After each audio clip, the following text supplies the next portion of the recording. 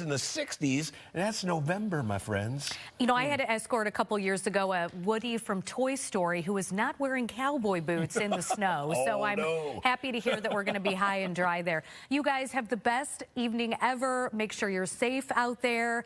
We can't wait to see those kid costumes that you post online. That's right. Keep those pictures coming in here. And make sure you follow Generations here. On vinyl. On vinyl. I love that. Have a good day, everybody. Happy Halloween.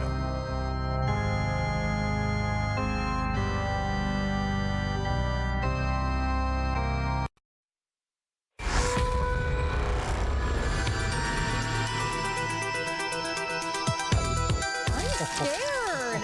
I was not expecting that. I was not expecting that either. I mean, you've got like Morticia vibes today. I know, you told me that it would be an easy costume to just exactly. Put like you need some paler like makeup, white, and then I can put my hair in ponytails, right? Yes. And Well, that'd be like Wednesday, Because I told you that we have a kind of impromptu Shrek situation going on tonight, my husband and I. But I think I told you I'm going to pull a fast one on him and maybe be the cute Fiona. The cute Fiona. Before she turns into the ogre. Not the troll. No, oh yeah, the ogre. And just let him be an ugly ogre, and then I'd be cute. That's probably how it should be. But you have some interesting characters in your house. We do.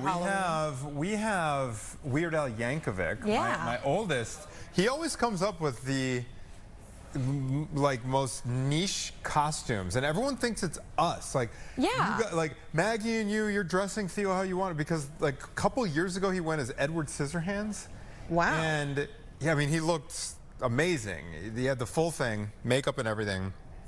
And everyone was like, oh, that's you and Maggie. You just no, he comes up with these on his own. So he saw the video for Amish Paradise. Weird Al Yankovic, Amish Paradise, and so he's dressed like Weird Al. I have a feeling he probably has some rambunctious friends who probably encouraged him a little bit too. Oh, indeed, indeed. Yeah, we're trying to make sure that he and his little cohort of fourth graders don't hit all the houses tonight in the neighborhood where the people aren't home, and they leave the bucket out in front. Oh, okay, yeah. Taking the whole thing. We need to monitor that. Exactly. So we're trying to be like, don't be those kids. These days, don't be those kids. We are going to be speaking about Halloween candy with our oral hygiene experts.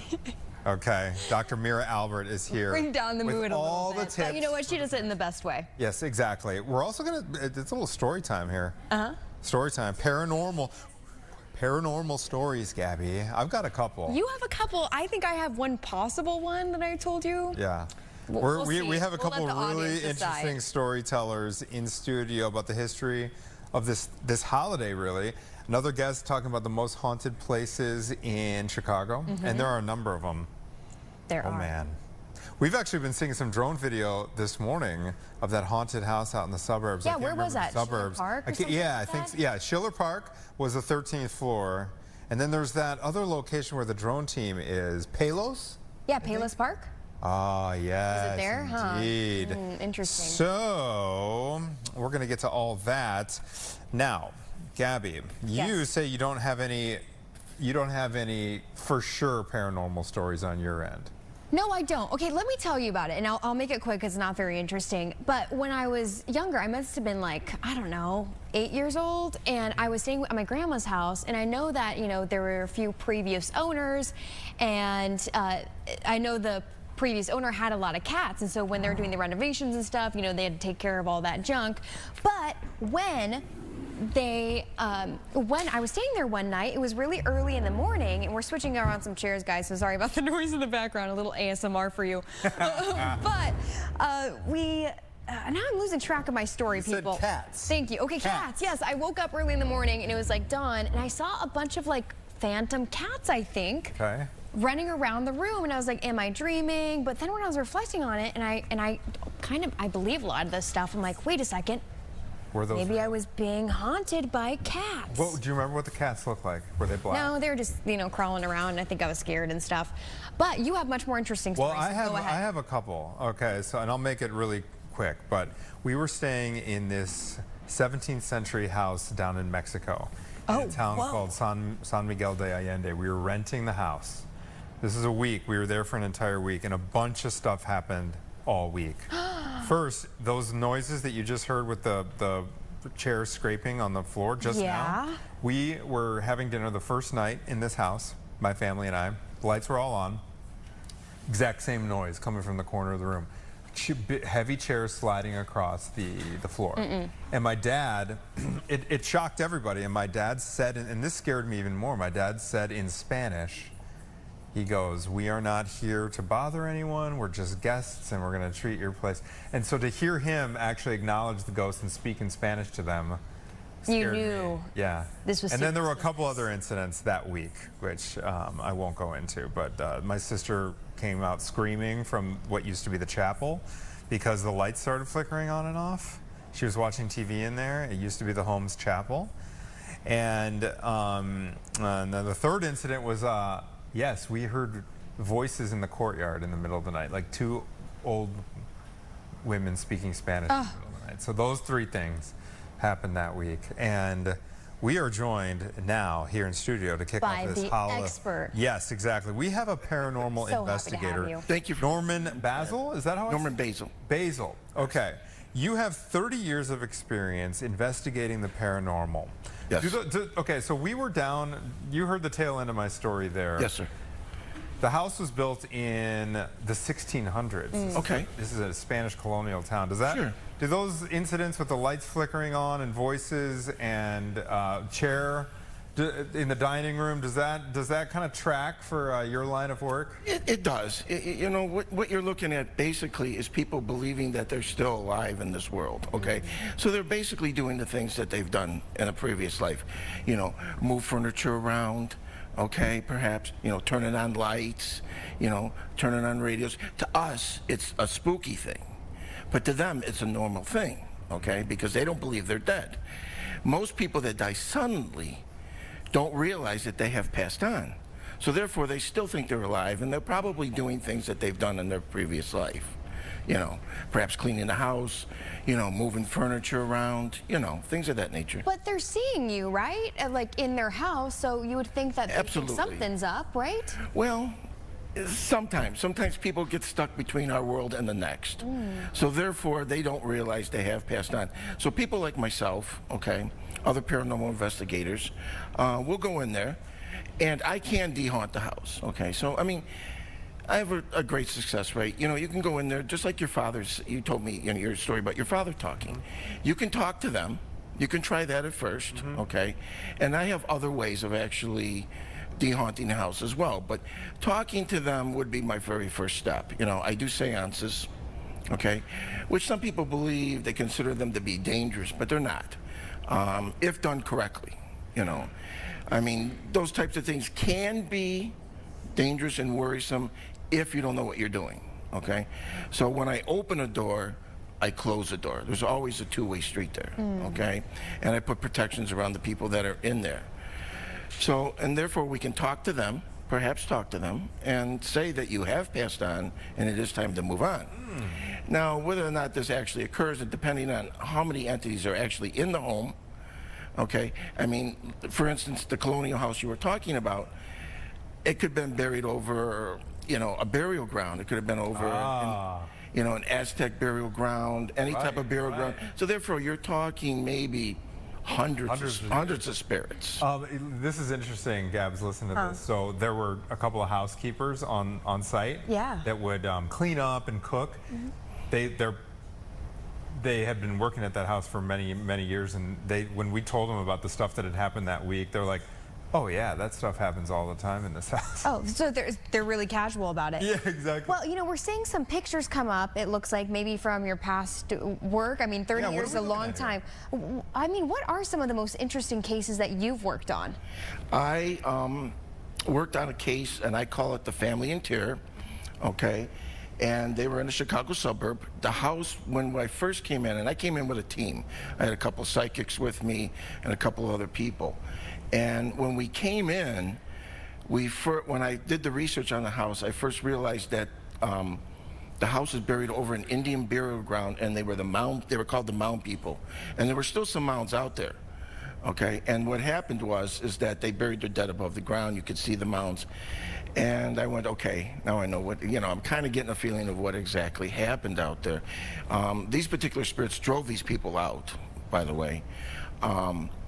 Doing something like this, probably the people who were putting homes up at that time realized what they were doing, but they didn't really care much, you know. So they got to turn a profit for the home, so they actually just built the homes, removed them, sort of like Poltergeist, the movie. Sure. Okay? Yeah. Sure. So therefore, you know, you're going to get activity like that. You know, you're disturbing the graves, you know. These images that we've been kind of running through, this gallery, what are we looking at there? Who's Well, that right here, little kid? right here, right now, what we're looking at, this is called Bachelor's Grove Cemetery. Okay. Perhaps one of the most haunted cemeteries in the world, and it's located in the Chicagoland area out in Midlothian.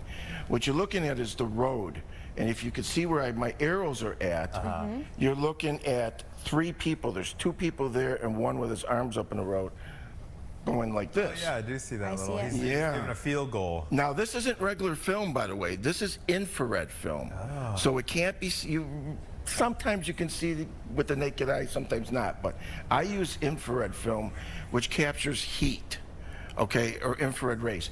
And therefore, I'm able to capture these spirits on film. But you okay? also hear about, this is a recurring theme, I mean, in my limited exposure to these kinds of programs, that a lot of people who experience this kind of paranormal phenomena feel cold right beforehand. Isn't that a thing? Like, Well, yeah, the cold. spots are actually generated by the spirits. What they're actually doing, in order for spirits to show themselves to us, they have to draw the energy out of the room. May it be from appliances, people, okay? Yeah, and what happens is they draw the heat out of that area, okay? And therefore it becomes cold. Oh. And that's how they're able to appear to us. That makes sense. Oh, we had another picture. It looks like of a kid. Well, let's talk about this one first that's up.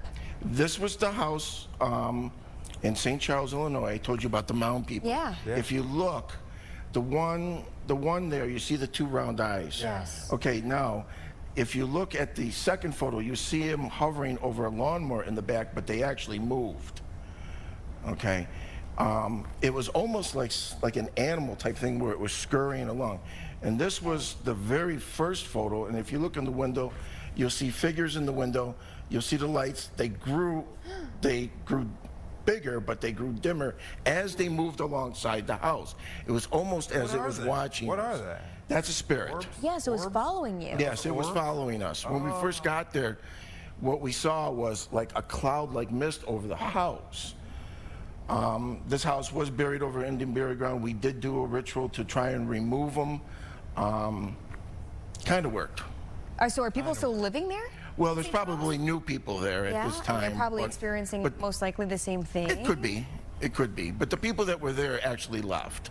They did pick up and leave. They actually left. I would. They actually things happening. They left the house. That was it. They had just about enough. All right. Yeah. Do you have a most haunted spot that you've been to in Chicago?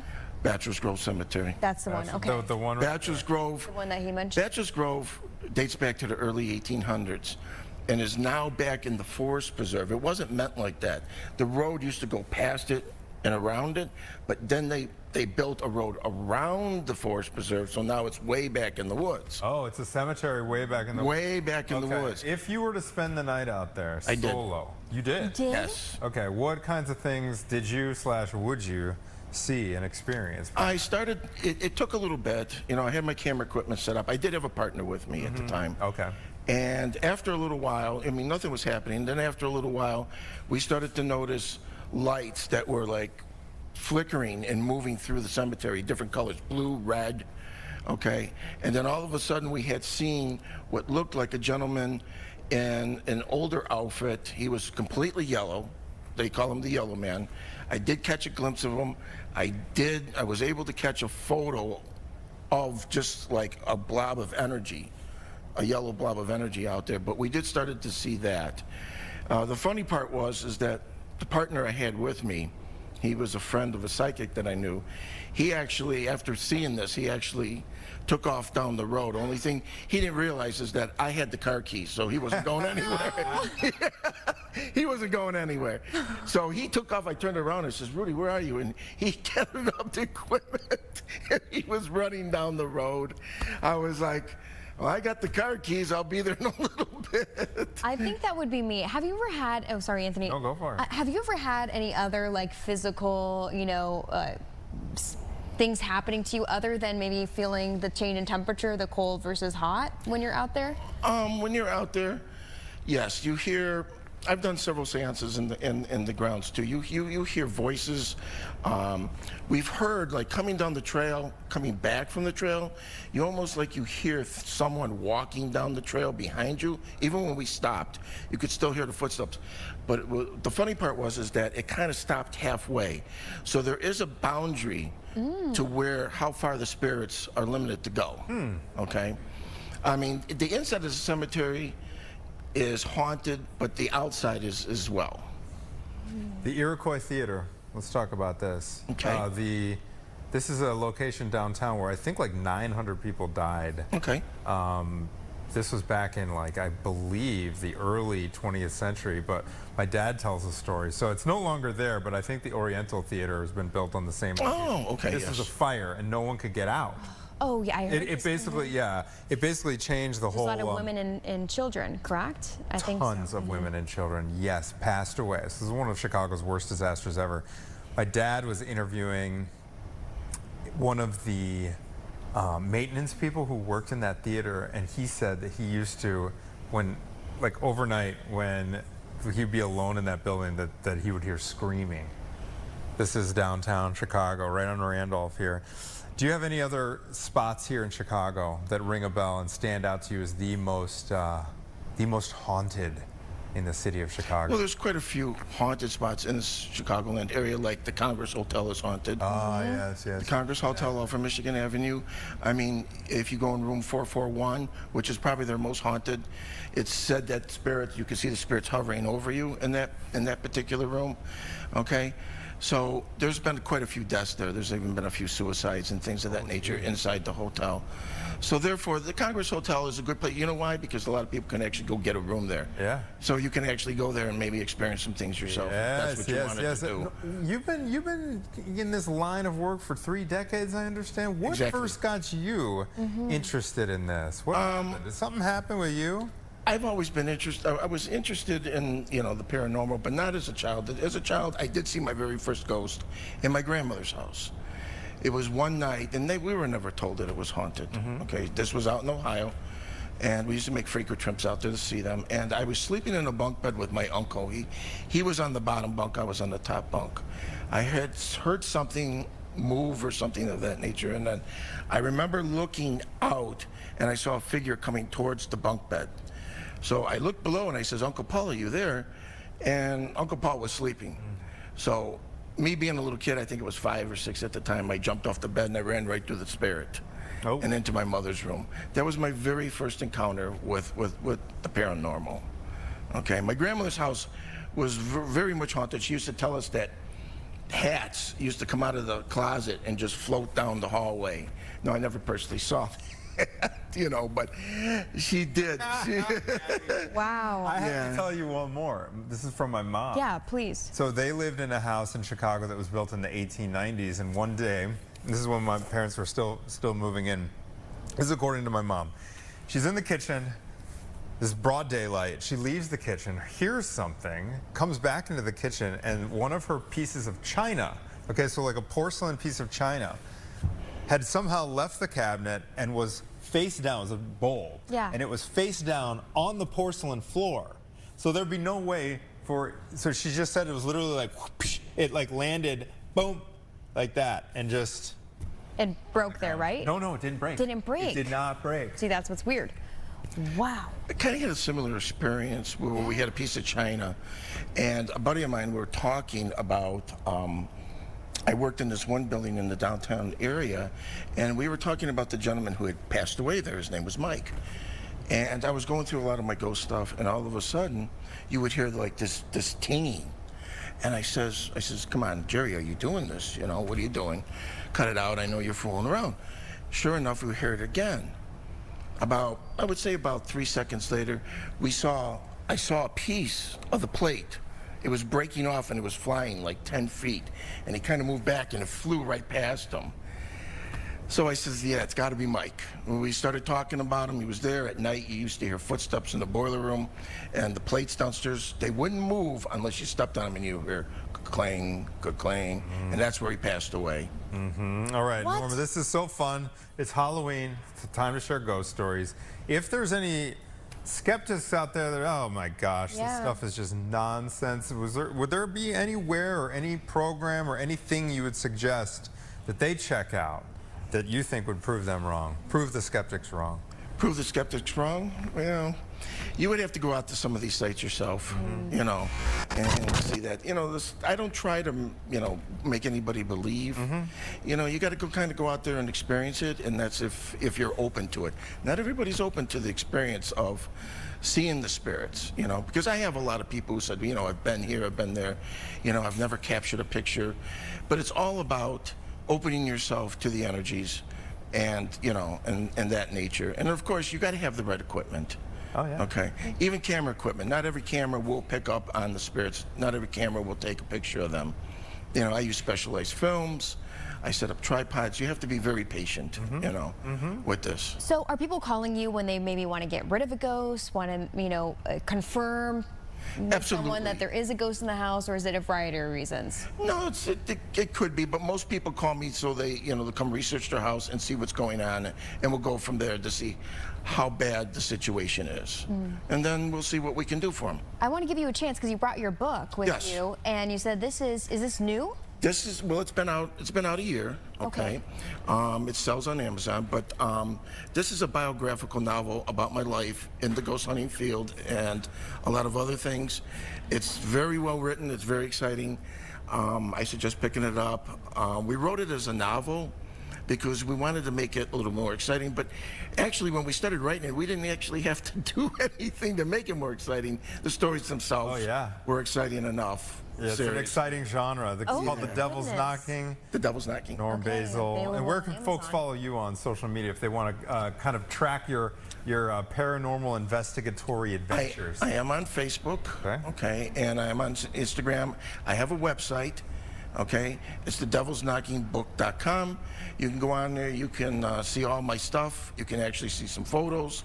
The book's on there, where you can reach me if you want to just talk to me about things, if you have a ghost story or anything like that.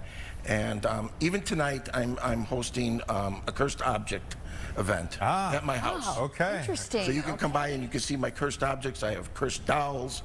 I have I have pieces of the Titanic. I have all kinds of things. Oh, wow. Whoa, Norman Basil, thank you so much for joining us on this Halloween. Yes, Apparently, I need to go to more spooky places because I need more stories to tell. All right, well, we appreciate your time. We'll be looking for your book online, and we have a lot more to get to. Yes, we do. We're going to take a quick break. Something that scares parents out there is our kids' candy consumption on Halloween, and apparently kids eat over 16 times the daily recommendation of sugar. I believe it. That tracks. So coming up, we're going to be catching up with our favorite pediatric dentist, Dr. Mira Albert, with some tips and tricks to navigate this territory when we come back.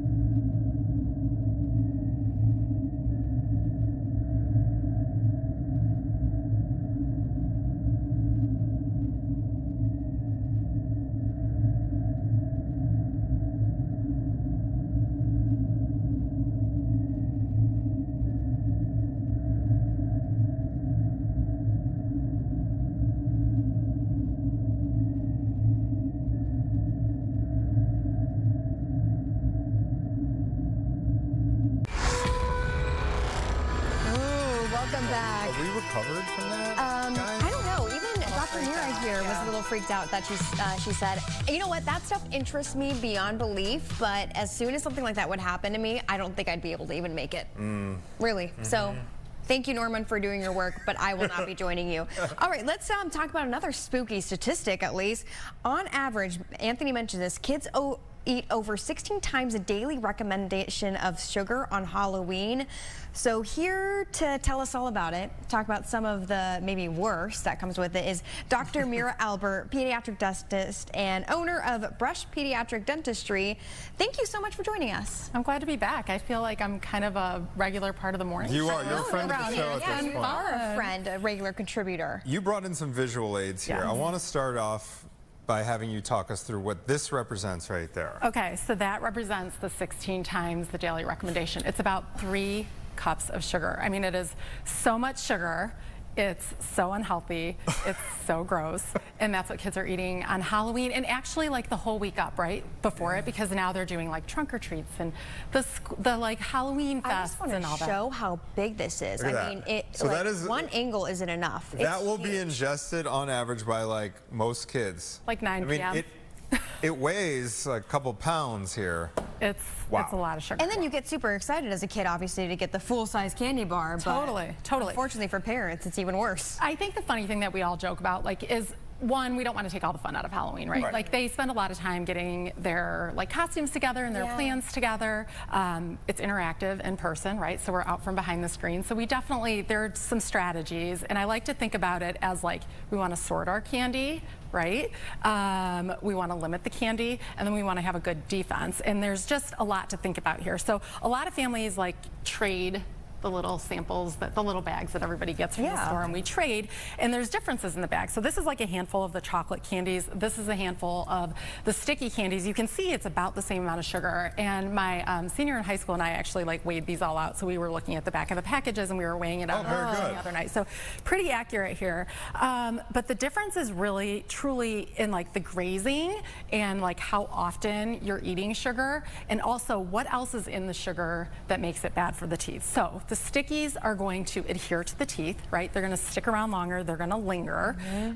The milk chocolates and the chocolates, as long as they're not candy coated, are going to like kind of clear the mouth a little sooner. And that's kind of the trick, right? Is just making smarter decisions about hopefully eating more chocolate, less sticky candy, things that aren't going to stick around too long, and then of course having a great defense, which is our brushing and flossing.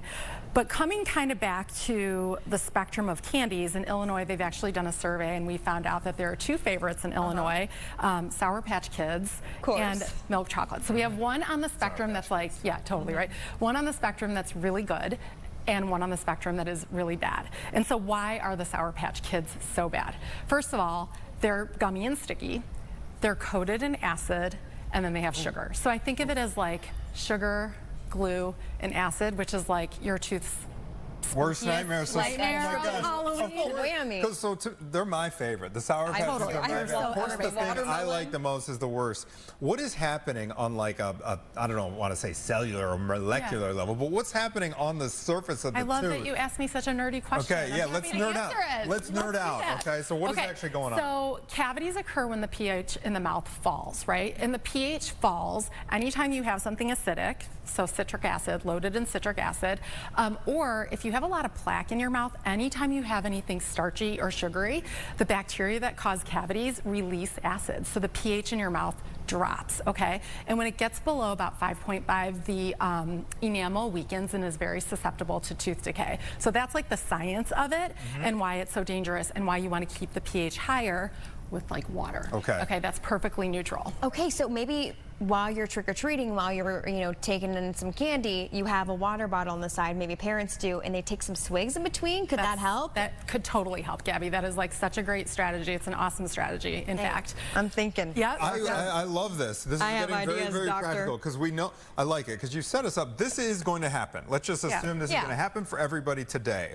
What would be a reasonable regime to follow today, regiment to follow today. We got water. Like, should we do like, okay, I've got a 9-year-old and a 4-year-old. Should I do like, all right, we're going to brush 3 times today? Is that overkill? Is that not enough? That might be a little overkill. Okay. I think, first of all, have a strategy, right? So strategy is, let's keep Halloween fun. Yeah. Let them indulge today. Let them indulge tomorrow, but then get rid of the candy. Not just for them, but for you too, because I know if you're anything like me, like we had the pre-candy yesterday, I had a couple like snacks. I might have had a little gummy this morning. It's hard. Yeah. So have a strategy to get rid of it. You can donate to like Treats for Troops. You can get the Switch Witch involved, right? Engage her. She comes in, she gives a gift card or a toy and takes the candy out of the house.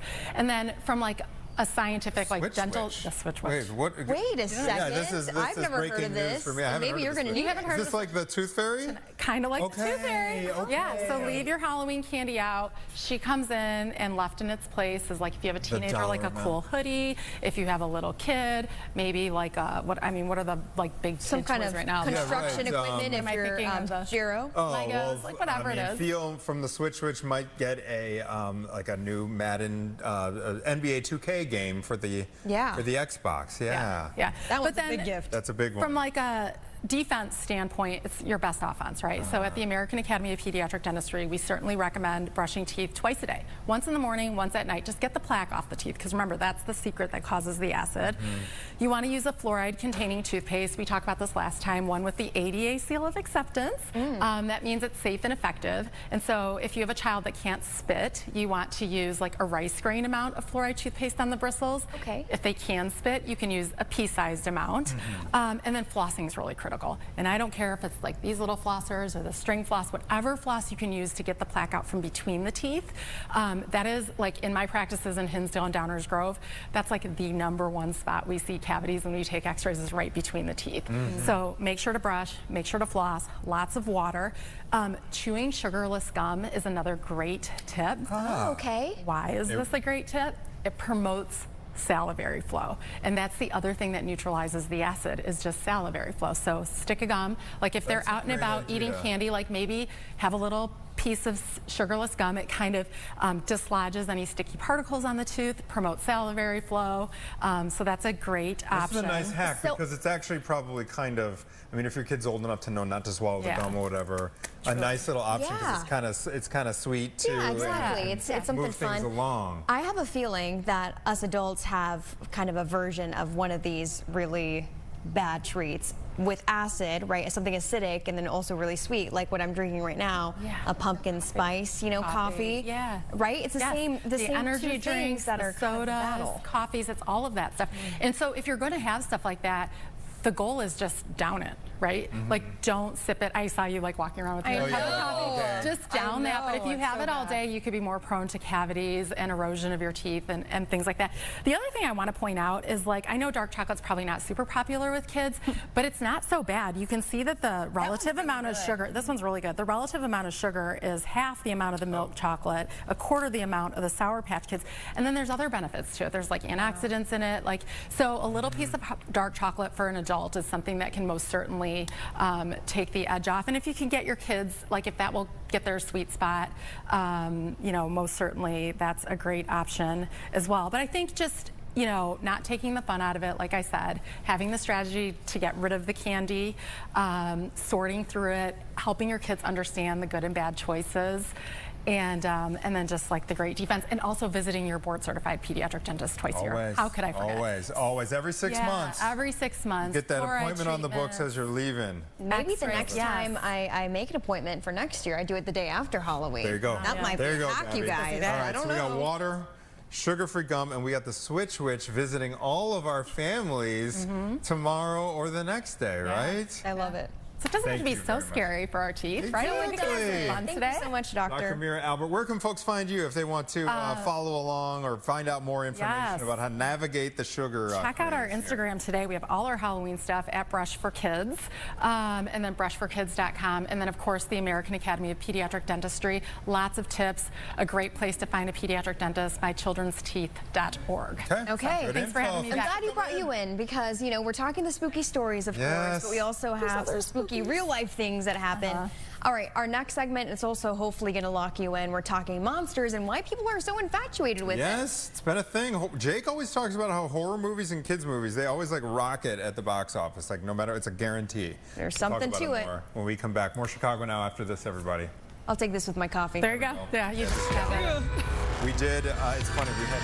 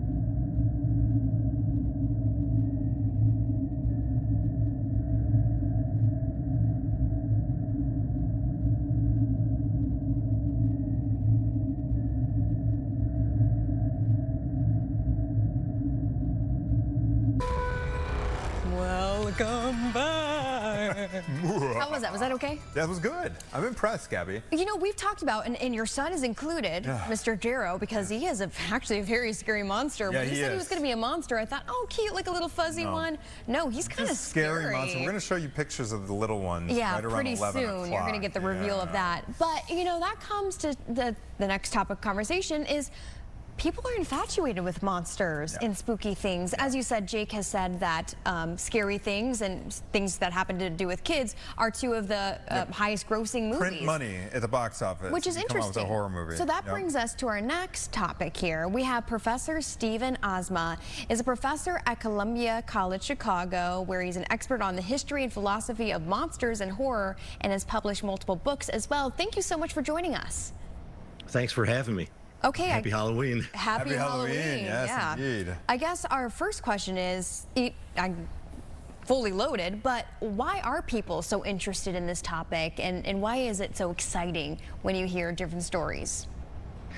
Yeah, I think it's one of the oldest human concerns. Like the first story we have that humans have written is basically the Epic of Gilgamesh, and even in that early story, there's a monster. The heroes have to go and fight this thing basically in the forest. That's like a mix of different animals, and then even some of the cave paintings that we know of and figurines are sort of mixtures of humans and other animals. And I think originally they were ways of exaggerating the real threats, like we have werewolves, for example, but that's sort of in Europe where wolves really were predators. And you compare that, for example, with in Indonesia, they have a were-crocodile, and in Native American cultures, they have a were-bear. So that's the original monsters, I think, were ways of warning people about real predators in our world. And then it evolved into other stuff like, oh, we're kind of the monsters too. There's stuff in us that we don't really want to face except maybe once a year on Halloween. So it's a bigger topic than people ordinarily, I think, give credit. Yeah, exactly. I think some psychologists might call that shadow projection, where we like to. These are parts of ourselves that we project onto these scary-looking images outside of our own psyche. All right. So once a year, you were saying Halloween comes around once a year. This has been so embraced not only in literature but films as well. Gabby was just saying how Jake, our entertainment reporter, always talks about how movies, horror movies, just clean up at the box office. What is it about this topic that continues to have us forking over our dollars at the box office and continuing to, like, we just spent 20 minutes telling ghost stories at the beginning of this show. Why is this? Well, I think that the older theory was that we have fears and like difficult emotions within us, and we're carrying those around all the time. And so you sort of need like a pressure release valve. And in a way, going to a horror movie is a way to get some of this stuff out of your system. You can connect all this fear and anxiety to the guy who's chasing you with a chainsaw or whatever. And basically it allows you to sort of kind of purge these difficult emotions. That's an idea that goes back to Aristotle. Freud talked about it. And there's sort of an interesting new movement here, which is saying a lot of these horror movies are kind of a threat rehearsal. Like, maybe we're not really afraid of a zombie apocalypse, but we are thinking, hey, the grid could go down, and social, stability is very fragile. And what would happen if we're basically, in a fight to survive, where our families are sort of trying to like eke out an existence against other families. And so films like this allow us to sort of think through and feel our way through some real human vulnerabilities. So same thing with like ghosts. Many of us have unfinished business with our own relatives who've passed away, friends, loved ones, enemies. And so ghost stories are a way to sort of remind us that history is never quite over. I forgot to mention here, you're also the person behind the YouTube series Professor's Asthma's Guide to Unusual Knowledge. I know that we had a graphic come up. What a fun little piece of art that you have here. Tell us about that show and what things you talk about, maybe things that are really catching people's attention and you have a lot of viewership on. Yeah, like basically anything goes. I had this wonderful podcast with the actor Paul Giamatti for a couple of years called Chinwag, and then this emerged out of that show. So we're really interested in UFOs and Bigfoot and paranormal. But one of the things that's really coming up a lot on my show is the new interest in witchcraft and the esoteric. So many of my students at Columbia College are connected to this growing tradition of esoterica, Wicca, Druids, chaos magic. They're really into it, and they've come to it online. I think during the pandemic, people found these kind of interesting communities around magic, and they really love it. They're having a ball, and it's not the kind of witchcraft you're thinking from my day. It's not the satanic panic, of metal bands and pentagrams in the park. It's really much more about self-empowerment, and a lot of the younger people are looking for spiritual ways of sort of responding to their spiritual yearning, but they're not really fans of organized religion, so they're gravitating to this stuff as a kind of self-help therapeutic approach to life. It's really interesting stuff. Makes sense. Now, we are, in a weird time with the culture wars going on here in the U.S. right now. We hear the word witch hunt. Witch hunt. It's a witch hunt when certain politicians don't want to be investigator, they want to deflect.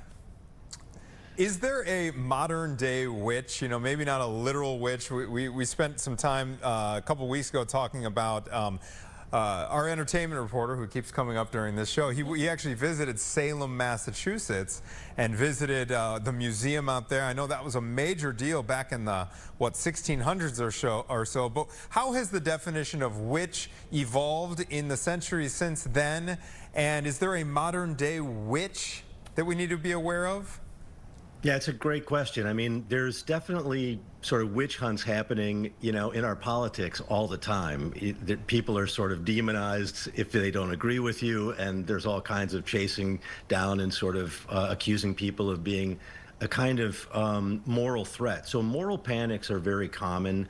I would say the witches of old, like the ones you mentioned, were really very much innocent.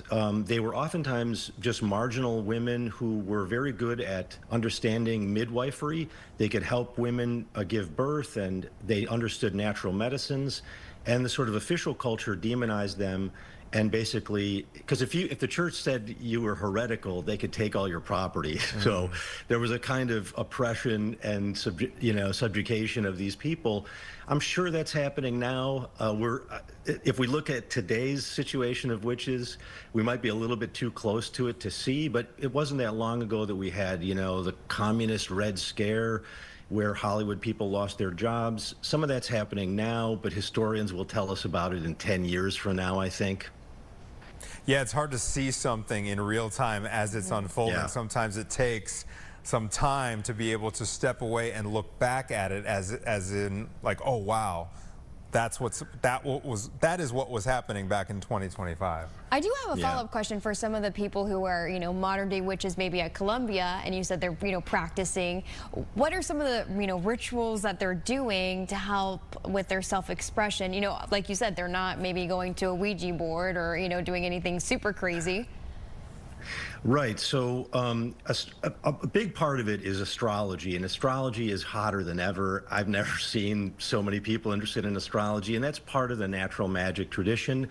But they're also doing things like they make sigils, and a sigil is basically, you know, the next time you're at Starbucks and you look at the barista, you'll see they have some crazy tattoo and you don't know what it means and what it is. A lot of times people mark themselves with icons or images that are very meaningful for them, like really personal.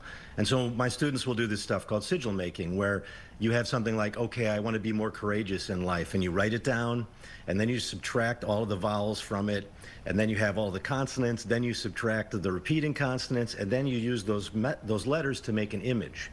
And then you have to sort of activate this image. You know, they'll do things that are kind of fun, like, you know, you have to burn it on the full moon, and then what they're trying to do is basically give themselves a kind of subliminal message to focus their minds. They're not thinking that this rearranges the world to give them what they want. They're thinking this helps me to get my priorities right and to be more intentional in the world. So they see it as a kind of self-help and a way of just getting more agency in the world. That actually makes sense. I wonder if you have anything to say about organized religion and the myths that have kind of brought us together as a culture here in the West. So in the last few hundred years, I mean, I believe it was Nietzsche who said, God is dead. Right? He said that sometime back in the, I don't know, the 1800s, right? And so with fewer and fewer people, presumably, that are pursuing the traditional religions,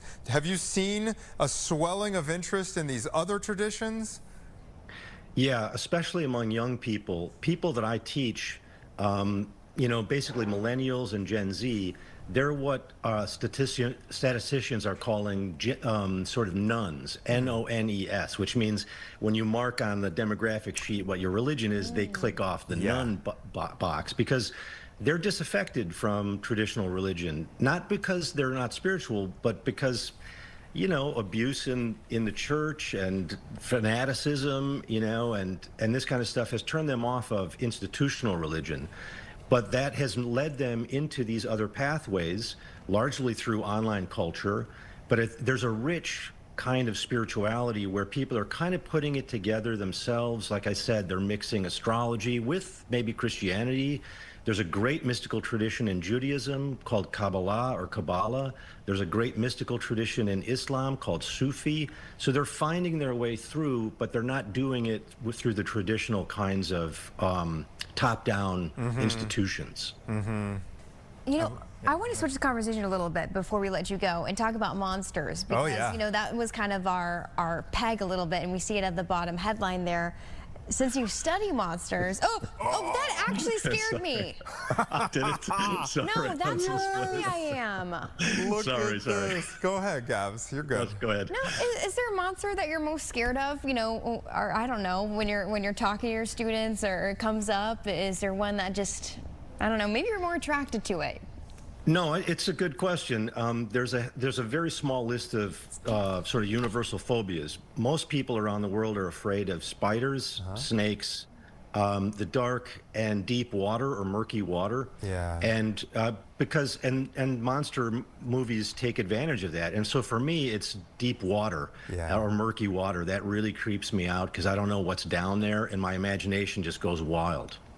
I'm with you on that one. I actually know of a couple of triathletes or wannabe triathletes where they train, they swim a ton in the pool, they run, they bike, but when it comes time to doing that open water swim, They can't do it. There's a mental block. I think a lot of people share in that with you, sir. Yeah, I think it's there's a reason why it may have evolved this way, because this is stuff that can kill you. Like I was lucky enough to go to Africa once on safari and in Tanzania, and I noticed like everything needs a drink of water, like our ancestors did, and every crocodile in the region knows that people are coming for water. So you see these things leaping out of the water and killing the zebras and the wildebeest, and that was our prehistory. We lived through that, so it sort of makes sense that we would have anxiety around deep or murky water. And same thing with spiders and snakes. Universal. These things are universal. So, all right. Yeah. Stephen Asma, professor at Columbia College, and he is the mind behind the YouTube series Professor Asma's Guide to Unusual Knowledge. So nice to just spend time with you on this Halloween. We appreciate it, sir.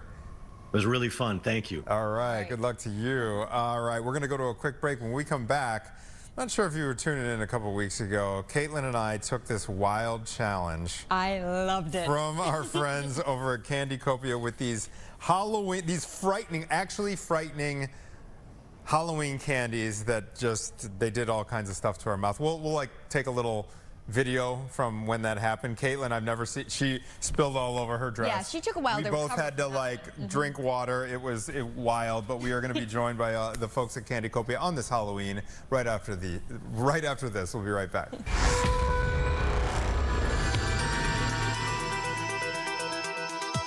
Good news.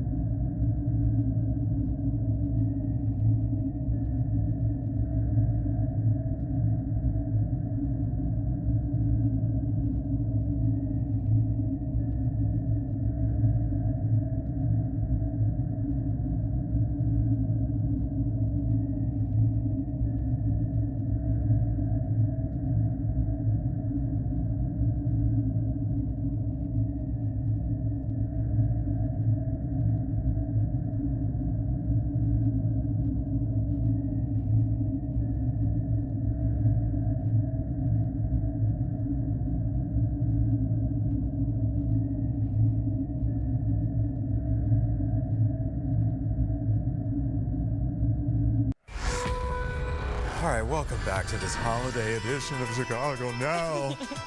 Okay, so in Oak Park, the candy store out there, it's called Candycopia. Love it. Been there. Launched a Fright Flight Candy Challenge where participants tried some spooky out-of-the-box Halloween candy. We took part in this challenge, and here's a little stroll down memory lane. This is a traumatic memory. It just looks, oh, that's good. Oh, yeah. But you know what? Last week, right here on Chicago Now, we dissected an eyeball on live television a cow's eyeball. Eyeball's good. That would have hit a little differently last Friday, wouldn't it? With the texture, with the squishy texture. It looks just like it. Yeah. It kind of does. No, that's delicious. I love that. Yeah, I'm not gonna that one was good. Salty well, gummy. they start off easy. The salty gummy. Ew, ew. Right. Oh. Oh my God. Oh, there's a little. Oh. It's so bad. I think it caused you to glitch a little bit. Dude, I short-circuited. That was this. It was that was so the salty bad. one. That was the salty one with this like licorice aftertaste. I'm actually watching that. I'm salivating right now. Like watching I said, I'm not kidding. It took you guys a while to recover. Yeah. Poor Caitlin, she had a blue mouth, I think, for a couple hours after that. She did. Anyways, well, joining us now to recap the challenge and talking about all things Halloween candy is Candycopia owner Patrick Mason. Thank you so much for joining us via Zoom. I have been over to the store before, so he and I are old friends, Anthony. Is that Ted Lasso joining us? Yeah. Yes. You do have a costume. Let's bring it in, guys. We're going to do a great segment tonight, all right? Hey. Let's do it. Let's go. Yes. We were talking about Swedish candy when I visited you last on Good Day Chicago. Now we're talking about this. The Fright. Flight candy challenge. It was wild. Twister. I mean, that wasn't just like a, oh, ha, ha, ha, here's some scoop. It was bad. It was bad, man. What kind of reaction has that gotten? I mean, you guys had the reaction. That was an epic performance. But that was really what we were after. You know, in our store, we sell a lot of delicious candy, and that's super fun. We love being on trend and carrying Swedish candy like you've had, Gabby.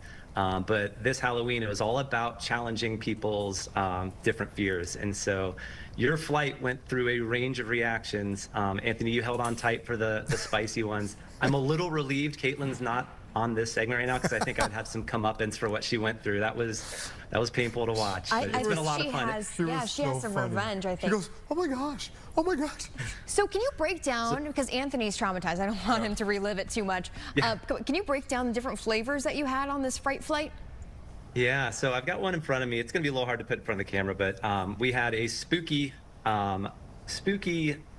gummy eyeball, right? So it's just delicious. It's fun. I believe it was funny. Caitlin's said, "That's good," and that's how the segment began. But then she had 50 exclamations for what happened afterwards. I counted them. It was a pretty amazing rendition. But then we also go into a super salty starfish. I know you guys had that. This is like a Danish delicacy. So it's a black licorice covered in a special kind of salt. It's a little bit less salty than like a sea salt or table salt. But Anthony, I don't know if you'd agree with that. That was wild right there. I was just not expecting that level of salt when you bite into like because it had the consistency of a gumdrop. Anyway, continue. Yeah, and so then we go into some cotton candy crickets. So I don't know if you're gonna be able to see this one, but these are actual crickets, dried crickets, full body. There's a little bit of sweet to them, but they're kind of like sunflower seeds. You know, I think a lot of people have a reaction to seeing something with eyes and wings and putting it in their mouth and enjoying Caitlin refused to eat that one. I was fine with it. I didn't think it tasted bad at all. No, Patrick. it's really pretty mild. Yeah. And then we go through, Jelly Belly makes a special pack of jelly beans called the Fiery Five. And so there are 5 levels of heat in their jelly beans. It goes from sriracha to jalapeno to cayenne to habanero, and it ends with a Carolina Reaper jelly bean made from the actual puree from Carolina Reaper peppers. It hits you. So those kind of get the party started with some heat. Oh. I took half of it. Patrick, and he's not lying. Yeah. Do you like spice? Yeah. I like spice, but I mean, not that much. That was crazy. That was my limit. You trickster, you, Patrick. So is it still available for folks? Obviously, today's Halloween. Yep. And if not, then are you planning on doing it next year again?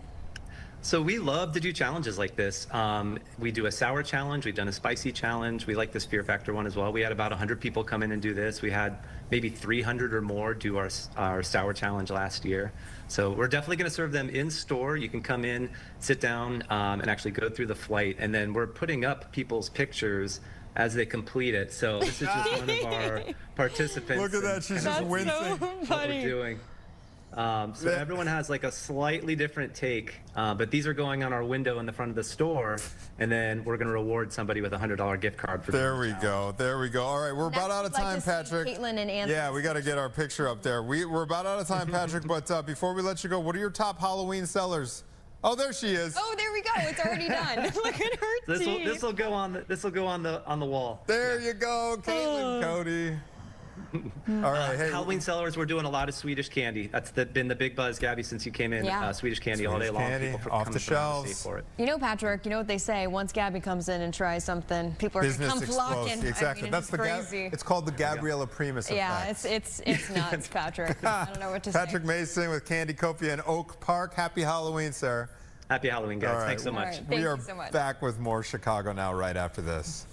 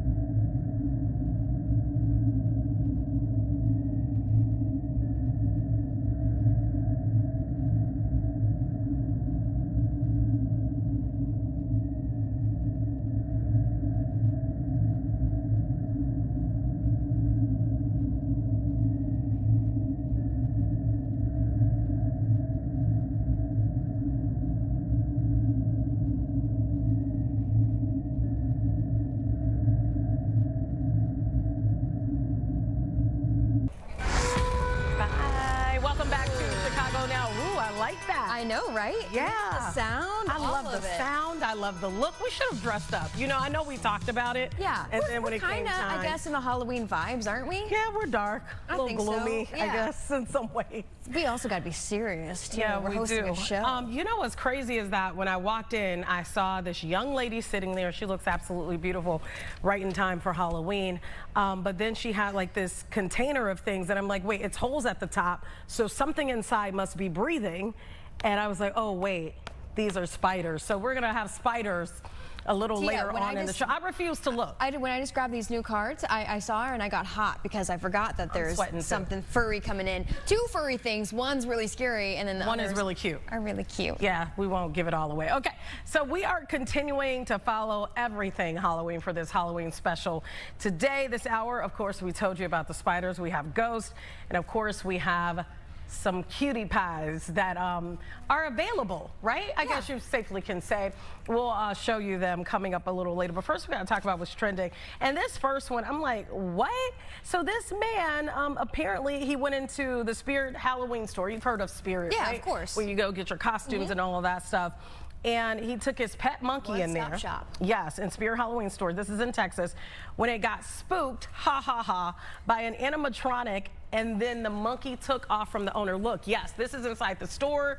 You can see it just hanging from the rafters there, swinging on by with the diaper on. I'm sure people thought this was like part of the Halloween spirit, but no, this is someone's pet. And honestly, this is kind of why I feel like you shouldn't have monkeys as pets, leave them in the wild, because they will do things that are part of their natural instincts and habitat. And look at them trying to coax them down. No, he likes to do this, and he probably doesn't get a chance to really hang out like a normal monkey would. So yeah. Do you know how long he was up there for? Like how long it took to coax him down? I have no idea. I do know they had to use police resources. I feel like this guy should have to pay for those resources. No kidding, yeah. I mean, look at him. He's really having a ball though. Yeah, and he probably hasn't had. I'm guessing but he's then relatively he's like, wait, young. I like this. Yeah, he hasn't had a time to really live his life, and so that's why you leave these wild animals like that in the wild. Yeah, I really do stick believe to like that. puppies or cats. Yeah, I don't know, a lizard. Okay, we got to talk about this one because I don't know about you. This is all you, girl. I'm so okay. I don't know. Let me preface it with this because I don't want nobody coming after me. I love the songs. As a parent, as a person who's watched the movie now a million times. I love the songs. You're my soda pop, you're my soda pop. We're talking about the K-pop Demon Hunters on Netflix. By the way, they need a part 2 to come out now because it's still trending. It's still one of the trending movies I thought this after was all a this series. time. It's an actual film. It's one movie. Okay. And it's time for a second one. Okay, so if you're looking for a last minute costume, let me tell you. So let me see if I can get the names right based off of just watching it with my daughter. You got Rumi, Mira. Who else is it, guys? Oh, and Zoe. Cute. There you go. And Zoe. Those costumes, look at it. It says it right there. Completely sold out this year. If you did get one, maybe after you use it, put it back on one of these marketplaces. You probably can really cash out and make you some money, to be honest with you. According to the National Retail Federation, they say this was the most popular costume for children this year. And this is just ahead of vampires, Spider-Man, of course, and Batman. Those are always the traditionals. But for them to be, you know, these characters to be new on the scene, honestly, I'm not shocked. But what my daughter decided to be for Halloween this year was sold out everywhere too. And in fact, I think I told you I had to drive like over an hour to get. Oh, did you end up doing that? No, you. I ended up doing it. Forgot about it. Yeah. So, but K-pop Demon Hunters was #1. Okay, that's a winner. When did this movie come out? I want to say maybe 3 or 4 months ago. Okay, so it is really brand new. It's really brand new. I hope I'm right on that, but it's this year. Yeah. And yeah, I mean, I think in my household I've watched it. I'm gonna give How it many countless times? I'm gonna give it 50 times. Maybe not directly watching the screen, but it plays over and over. And you know, the first few times that I heard the name of this, I was like, we can't watch that in my house. I told you this too, because K-pop Demon Hunters, the demon part, had me a little worried. Scary. But they're hunting demons. Maybe I'm justifying this to feel at peace about it, but they're hunting out bad guys. These singers are, and that's who Zoe, Mira, and Rumi are. They're the singers. They're the hunters, and it's, you know, the concept is really cool. I think it's time for part 2 though, because we're all used to, like, we're sick of seeing it at this point. At least I am. Sorry, so maybe you can't get your K-pop Demon Hunters outfit that you really wanted, but adults, you can maybe take an ode to some pop culture references, make a DIY costume. Anthony said I could be Morticia Adams because I'm trying to figure out what we're going to be tonight. I have some ideas. Okay. I told Anthony that we're going to try to do Shrek and that I'd be Fiona and Brendan would be Shrek. So you're going to paint yourself? Yeah, so we have green paint, but here's the thing. What are you guys laughing at back there? I don't know what they're laughing at. Are you laughing at us? What are you guys laughing at? Halloween stuff, anyway, whatever. So I might pull a fast one. It's loose. It's what, the monkey? The spider's loose? The spider is loose? Are you serious? No, okay. Oh, okay. Come on. We're about to get up out of here. There's so many things that already happened. I don't like jump scares, so please, the scary stories were enough. Grow up, you guys. Yeah. Okay, back to this. Anyways, so Brendan and I, I think I'm gonna ditch him and he's just gonna like dress up as an ugly ogre, and then I'm gonna be the pretty Fiona, you know, like before she turns into the monster. Yeah, okay. So I think that might work. Anyway, but some people are dressing up as 6'7". You've heard that reference, right, in pop culture? You gotta break it down. I've seen it, but I don't know what they're here's the thing, I don't even know how to break it down. I'm gonna be honest with you, but this couple posted their 6'7" costume, and I did see this on TikTok. To execute a solo costume, cut out a big 6, cut out a big 7. Even if you don't know what it means, at least you'll look cool. Somebody did, you know Tricking what, people. actually, somebody in the newsroom tried to explain this to me. I think it's like a, is it like it's from a song, I thought, unsure? or something. I think it's a meme. I don't know, maybe someone from the peanut gallery can tell us. Adhere the numbers to the chest and back with tape or glue, going with a partner, or one can be 6 and the other can be 7. Okay. And then also there's a second one. And we both own a Labubu. Actually, I just acquired 3 more. Whoa. Yes, I all did. right. They haven't come yet. I just did it on a whim for Christmas. Humble brag here. Well, no, I was doing it for my daughter. She really wants that one, the pink one at the bottom, like the little baby. Sweet. I think I have a pink one actually on my bag right now. So family of Labubus. This could be easy, right? Really you can have some fuzzy things, and it's warm for the Midwest, so you wouldn't have to worry about being cold.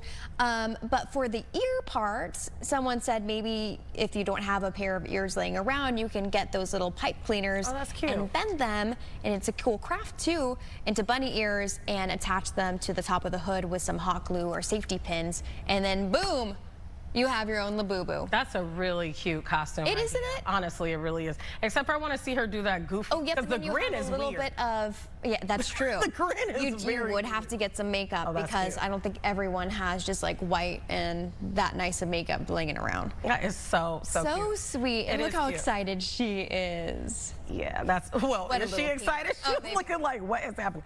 Okay, so. Her dad isn't.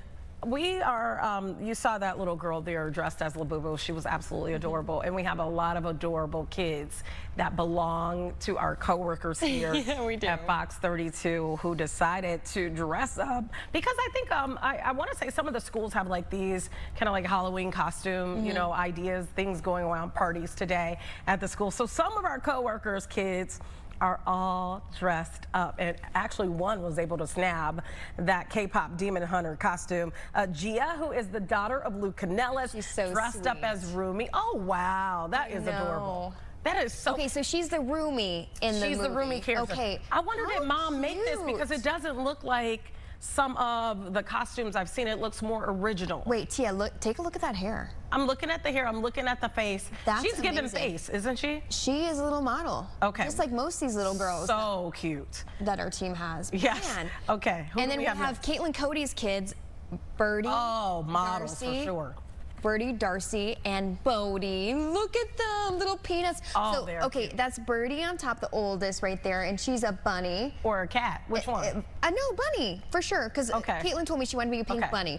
She's really girly, and then there's Darcy, who originally wanted to be a spider, she told me, but they landed on a butterfly, which is so sweet, and then their little dear Bodie. They're so cute. Oh my so cute. gosh, those cheeks. We got to talk about our producer, Mitch, his daughters, Quinn and Parker. Look how sweet they are just so cute. I guess they're dressed up as like, are they twins?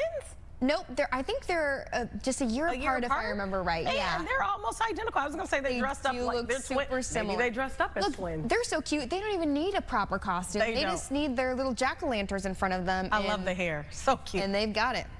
All right. And then we have EP Marissa Rubino's nephew, MJ, who is just a sweetie. And then also as the Oogie Boogie Man with his cousin also Jordan. Paw Patrol, I'm guessing? The Paw Patrol I think that's, yep, I think Jordan has to be with Paw Patrol. And then MJ is definitely that little monster. Yeah, but cute. And they even they went the extra mile and they got their own little, I don't know, is that a... It's like a construction claw. Okay, it's a construction. Oh, duh, that makes sense. I think so. And then the Paw Patrol little van that they have. That is really cute. Super okay. sweet. And then Beth Kane's daughter, Emma, decided to dress up. Wait, I'm skipping somebody. I can't forget this one because I know these folks. Okay, producer Vanessa Johnson Holmes. This is her daughter, Maya Destiny, as a police officer. That is so cute. I've met her a couple times. That smile will take your breath away. She is so sweet. I would pull over right away for you, Maya. I definitely would. Okay, and her daughter Victoria as a minion. Oh, hey, that's a pretty good minion. And it is because she has a lot of hair. So to be able to get all of that hair to lie down, that's very impressive. Okay. Okay, and then we also have our executive producer, Beth Kane's daughter, Emma, as a football player, and also, of course, her dog as a shark, I think, right next to her. She is so cute. So sweet. And she's growing up. Jesus, that means I'm getting old. Long hair. You know, I like it. And she's in full pads there. She's ready to take on the day at school on Maybe Halloween. become a Chicago Bear. They need some help. Okay, let's talk about Emily Wall's daughter, Maeve, as a ladybug from Miraculous. This is cute. Is this another TV show, Miraculous? Yes, Miraculous is a show. How sweet. A lot of kids love it. That's a good one. And it's spot on. It is absolutely spot on. Okay, two of my favorite kiddos right here. Producer Adina Klein's son, Bo, as a duck, and daughter, Noah, as a chick. They are too cute. Stop it. They're cute. Stop it right now. I think we should start a modeling agency for all of these kids that work here. Seriously. Look at those smiles. And she's looking at her big brother like, okay, what's the move here for Halloween? Right, I'm going to follow your lead, big bro. And I know that Bo was between two, right? He was thinking maybe a ghost, maybe a duck, and then it was becoming a ghost duck. So I'm glad. Oh, he wouldn't put. So it was maybe still in the plans, but he decided, you know what? I'm going classic. I'm doing the duck. That's how kids do, though. They decide what they want to do, and you just have to follow along. They are so funny. Yeah. Okay. So next up is my daughter, Story, who decided to be Gabby's dollhouse again. And I say again because last year she was Gabby's dollhouse. This year she's Gabby's dollhouse ballerina is what she wanted me to know. So yeah, pretty cute. Of course I'm biased here. No, I think anyone looking at the screen is going to think that's a little model right there. Let's talk about Anthony Ponce, who just was joining us, Theo and Jero. Theo is Weird Al Yankovic, which is a creative. Very funny option. And then also we have Jero there as a monster. And Anthony told me this morning, okay, Jero's going to be a monster. Well, I thought maybe one of those funny, like, solely from Monster Inc. type of monsters. No, this guy is actually terrifying. Look, you can see his insides. That's nuts. Yeah. And then you also have, of course, Theo there. And he said that he watched one of the music videos, the Amish one or something like that, and that's where he landed. That's pretty cute. And it's those are very creative costumes. I have to give it up. #1 for creativity on those. Okay, our audio technician, Alexis Ambrose's son, Cairo, is a panda. We got to lean to the side to see this one. Cairo is so cute. Look at him. He's like, I'm unfazed by this camera. Exactly. First of all, the cheeks. The cheeks. He's like, I'm going to look into a distance and just be kind of mysterious with it. He's giving model. It is giving model. He is giving model. Those cheeks are adorable. It fits. He's a little panda. He is so cute. Oh my. I think I'm biased because all of these kids are, we just love their parents so much. And some of them we've met, right? So like, we're a little biased, but they are. A little bit. I haven't seen. I mean, but I think all kids are. They're unique. They're adorable. They have their own little personalities. I love it. Like hearing some of the background, oh, they're thinking about this. We'll see how it and then now seeing it play out, like the duck ghost or wanting to be a spider and turning into a butterfly. It's just so funny. Yeah, I'm not surprised about Beth's daughter because Beth has told me her daughter does her own thing, her own way. She's been like that for a very long time. Good for her. Really big in dance and all of that. So that was cute. See the football player. I love it. Creative. Okay, well, we have a lot coming next? up Don't in this tell show. me we're doing these I want you spiders. to buckle in. I want you to buckle in, Tia, because we're going to go through a lot of emotions. First, we might be a little heightened, we might be a little scared, and then we're going to come down and we might be a little more cuddly. But you're not going to want to get the two furry characters confused, okay? Why are we doing this? Why? Good question. All right, and we're going to figure it out during this break. See you We'll be right back.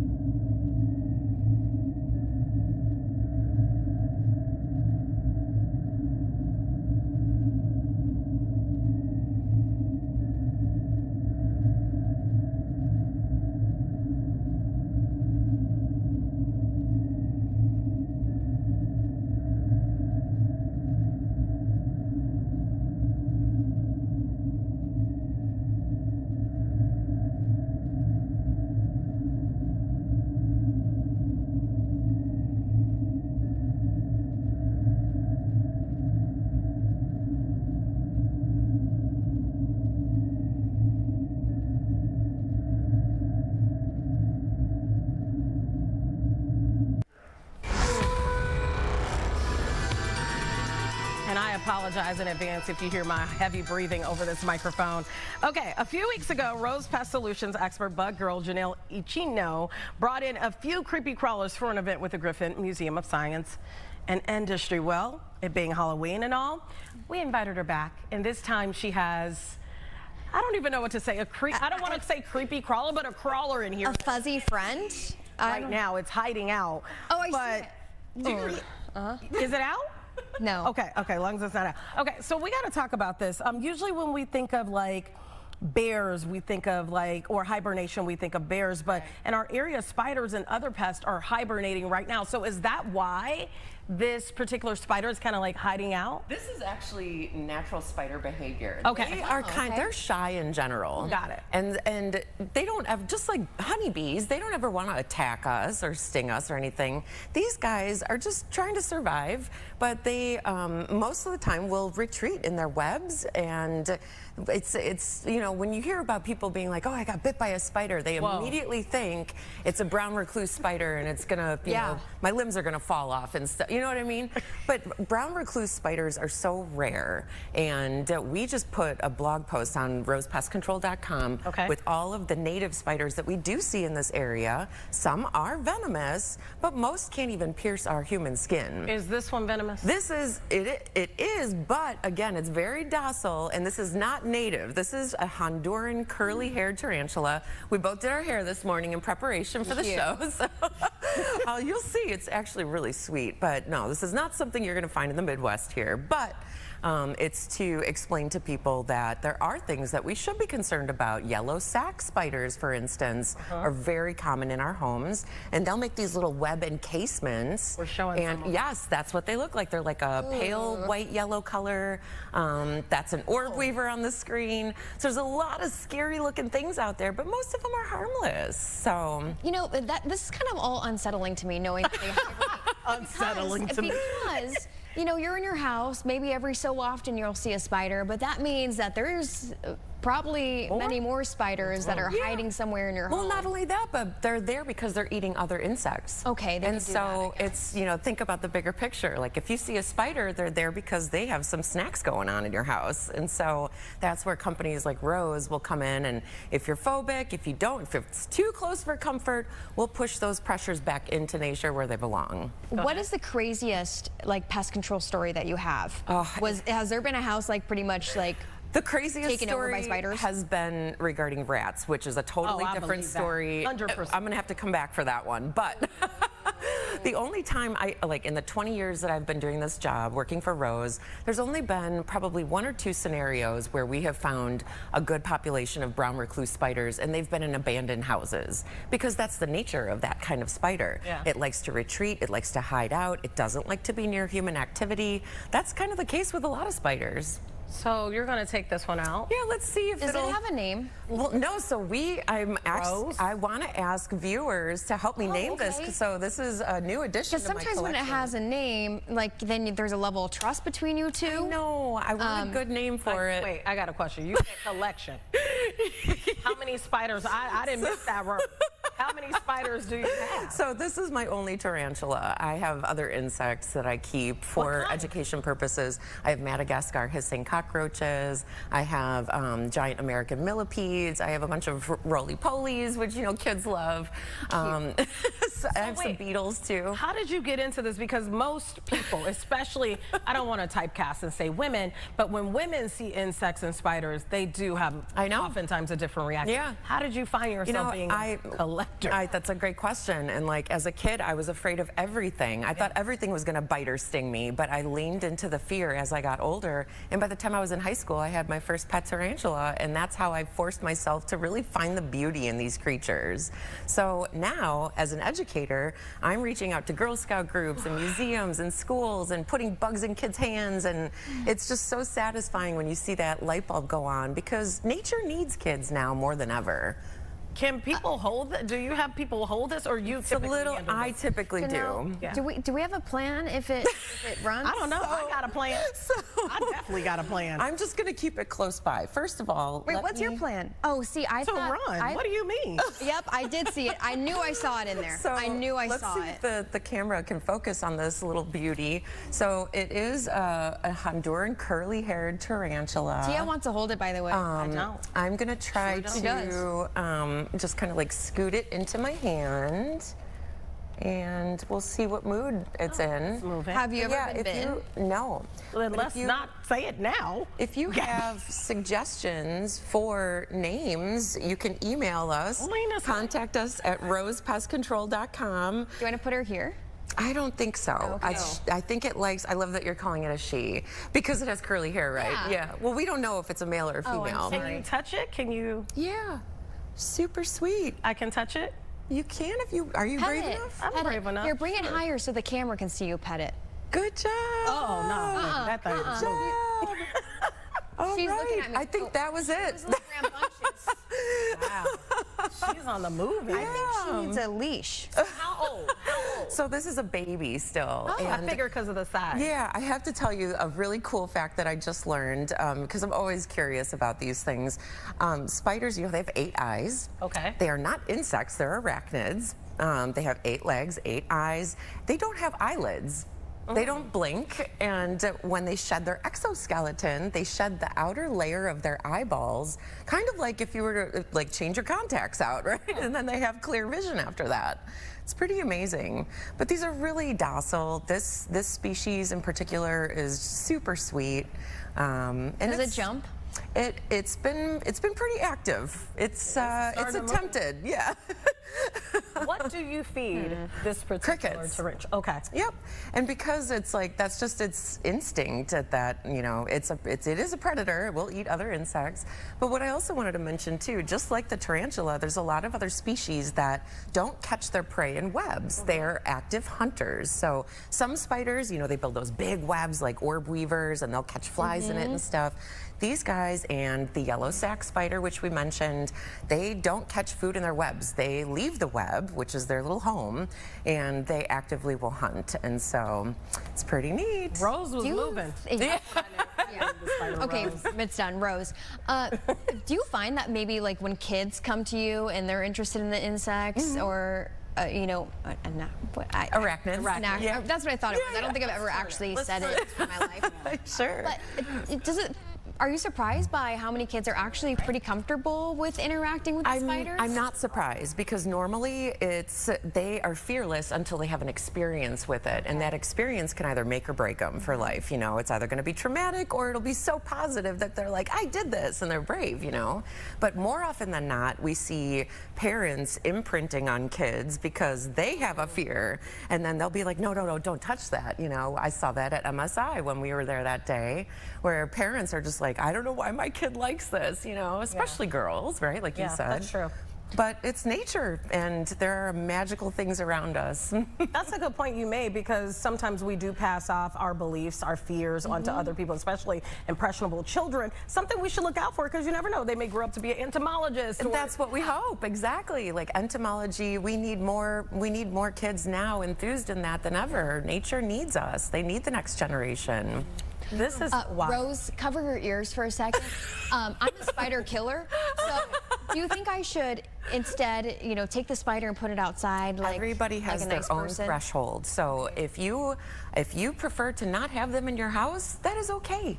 There are other people who are like, oh, this guy's taking care of the gnats in my house. That's all right. We're gonna leave them there. Yeah. Everybody's different, and we respect that, and we respect the roles of these things in nature too. But everybody's different. So You're a spider killer. Confessing that in front of not you. It would be really hard. But they're all related. That's not nice. I'm just But they all have a purpose. I am too. Yeah. I was about to say, I don't know.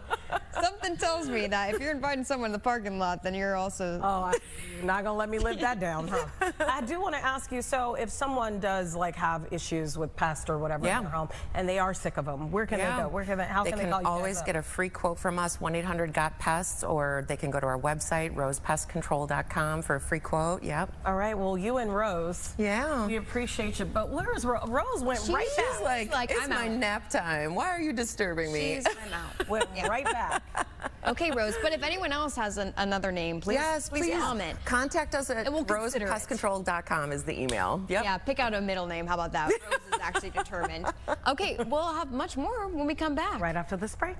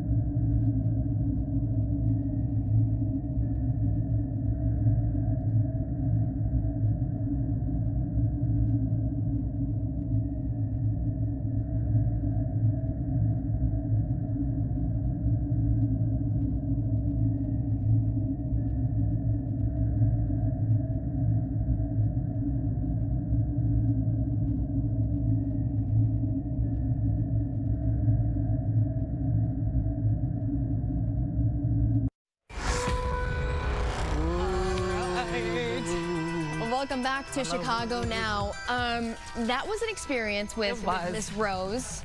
Mrs. Rose. Mrs. Rose. Oh, okay. She's married, apparently. Sorry. Get a lot of things wrong with the spider. But we're going to change tune a little bit. We're going to visit another furry friend very soon. But first, I was talking with Anthony about some ghost stories, ghosting interactions. What did he say? He's had. Actually, it was one from, like, I think when he was a teenager, he and his family had visited Mexico, and they're actually in an old home from, like, I think he said the 1800s that was definitely haunted. Like, they heard chairs scooting in the middle of the night. His dad had to, like, pretty much tell the ghost, like, hey, chill, in Spanish, because they're in Mexico. And yeah, there was a lot of interesting experiences with his sister, with his brother and him. Anyway, do you have any stories like that? Maybe not that intense, but maybe you think that you had. I am 100% sure I lived in a home, well, I guess technically I live in the home, and I'm 100% sure I've closed the door and then I've come back and it's open, and I'm like, I know I closed that door, but I could say that's happened to me in different settings. Sometimes I do believe that it's perceived in our minds, and it may not really be a ghostly encounter. We're just, like, for me, I'm naturally scary. So, like, I believe that things are happening when maybe they're not, or maybe it's a psychosis. I don't know. Diagnose me if you're watching. But, like, sometimes I think, like, you know, I'm like, ooh, I'm scared to be home alone, and then all of a sudden something weird happens in my mind. And I'm like, well, did I leave that door open? Did it open on its own? That has happened to me. Actually, it happened to me last week. So I've had those experiences. But Tia, I have to say, I'm also that kind of person. Okay. Has that happened to me before? No. So, if that says anything, maybe there is a little maybe there's something to it. I have a person for you. Who? Norman Basil, who we had on earlier. He's a paranormal investigator. He ain't got to come to my house. No? No, because if I found that out, I would never want to live there again. Well, then I would you can leave. like do, you know, like then you can get rid of it, or you can have someone get in and get rid of it, or you'd rather live in like blissful ignorance. Just yeah, I'd rather not know. Okay. I think that would completely ruin my existence on the planet. That's really fair. Okay. Well, we got some visitors. We have some visitors. They're way better than what we're talking about. Already really making me happy, and I'm gonna have to hold one of them on my lap because that's just how it goes. And then your dress we have is ruined. Pest Chicago here, a volunteer. We have Paige, and we also have Ashley. Thank you so much for coming. Thank you so much for having all of us this morning. We wanted to make sure that we talked about pets, costumes, pet safety when it comes to Halloween, because it can be overwhelming for them, whether they're in a cute costume or maybe people are coming up. I guess first we got to introduce the other little two guests. Are they related? They're sisters, okay, yes. Got it. Sisters. So this is Abigail, and that is Adeline. Absolutely. I think they're all tired out now, so she should sit on your lap well. They have lots of puppy energy. They're only 4 months old, so we do think they're going to get a little bit bigger. I think so. Yeah, she's pretty heavy, right? Yeah, no kidding. So they are so sweet. They've spent some time at our adoption center. Volunteers love them. They've spent time going on walks and cuddling. They just need a little bit of that, you know, puppy manners classes that we recommend for any pet that goes home. So they are up for adoption right now? They are. So if anyone's interested in adopting Abigail or Adeline, you can go to the Pest Chicago Lincoln Park Adoption Center. What are some tips that you would give? You know, people are going to have Halloween parties tonight, right? They may have a dog in their home or two, and people forget, you know, they leave chocolate on the table, something falls on the floor, maybe they don't catch it in time. What are some tips you would give, you know, especially around this time of year? And Thanksgiving's right around the corner. Absolutely. Our first recommendation is with the trick-or-treaters coming in and out of your house, make sure to keep them either in a room with the door closed where it's nice and quiet for them, or have a baby gate up. Even if you're having a party, put the baby gate up, make sure they're not getting in and out of your house. And then of course with candy, we do recommend keeping that on a high shelf, especially if you have little trick-or-treaters around the house playing around with the candy on the floor. Make sure it's out of reach. Pay special attention for chocolate or xylitol. That's an artificial sweetener that's found in a lot of candies. If you think your pet might have ingested some of that, definitely call your veterinarian just to be extra safe.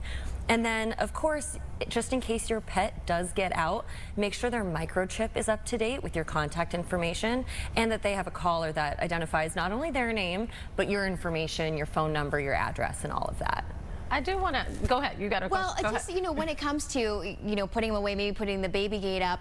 Well, I've heard some people maybe putting the dog in the room or even the cat in the room. Yeah. But do you almost want them to get familiar with what's happening first? So maybe they're standing back away from the door. And I was like, what is that sound? Attacking. She even though you're Cinderella, you can't be doing that, Cinderella. Yes. Oh, Absolutely. Well, I think with dogs, it's so much easier to put them behind a baby gate. With cats, they can jump over anything, right? So a cat, we definitely recommend to put in a room. I think for a puppy, safe socialization is good. One thing we also recommend keeping in mind is, especially with these adorable costumes on, make sure they fit appropriately so they don't choke them or pull on them. If they are ill-fitting too, and you put a collar, they can easily slip out of it. So that's something to look out for as well. When it comes to adopting these two, do you prefer that they go together? Can they be separated? Do you think there will be some anxiety if they're separated? No, so puppies tend to do very well on their own, and puppies are a ton of work, so we do recommend adopting one that's going to fit with your lifestyle. Pest Chicago does have training classes that we offer with each adoption, but they can be adopted on their own or as a pair. Of course, a pair is a lot of work. Yes, it's a lot of work. It is a lot of work. How many pets do you have available for adoption? Because I know you have these two, yes, but you have others. We have hundreds of pets available for adoption at any point. We try to keep our website as up to date as possible. So if you go to pestchicago.org/adopt, you'll see all the pets we have available for adoption. And then you can either make an appointment online and complete our compatibility quiz so we can match you with the perfect pet, or you can just stop in at the adoption center and meet someone in one of the rooms. What do you say to people? Because around this time of year, it seems like, especially as we get closer to Christmas, people want to adopt pets. And sometimes I think it's part of the season. They feel like they're ready for a pet and want to give it as a gift to someone. What do you say to that? Of course, so we don't recommend giving pets as gifts. Of course, it's a lifelong commitment.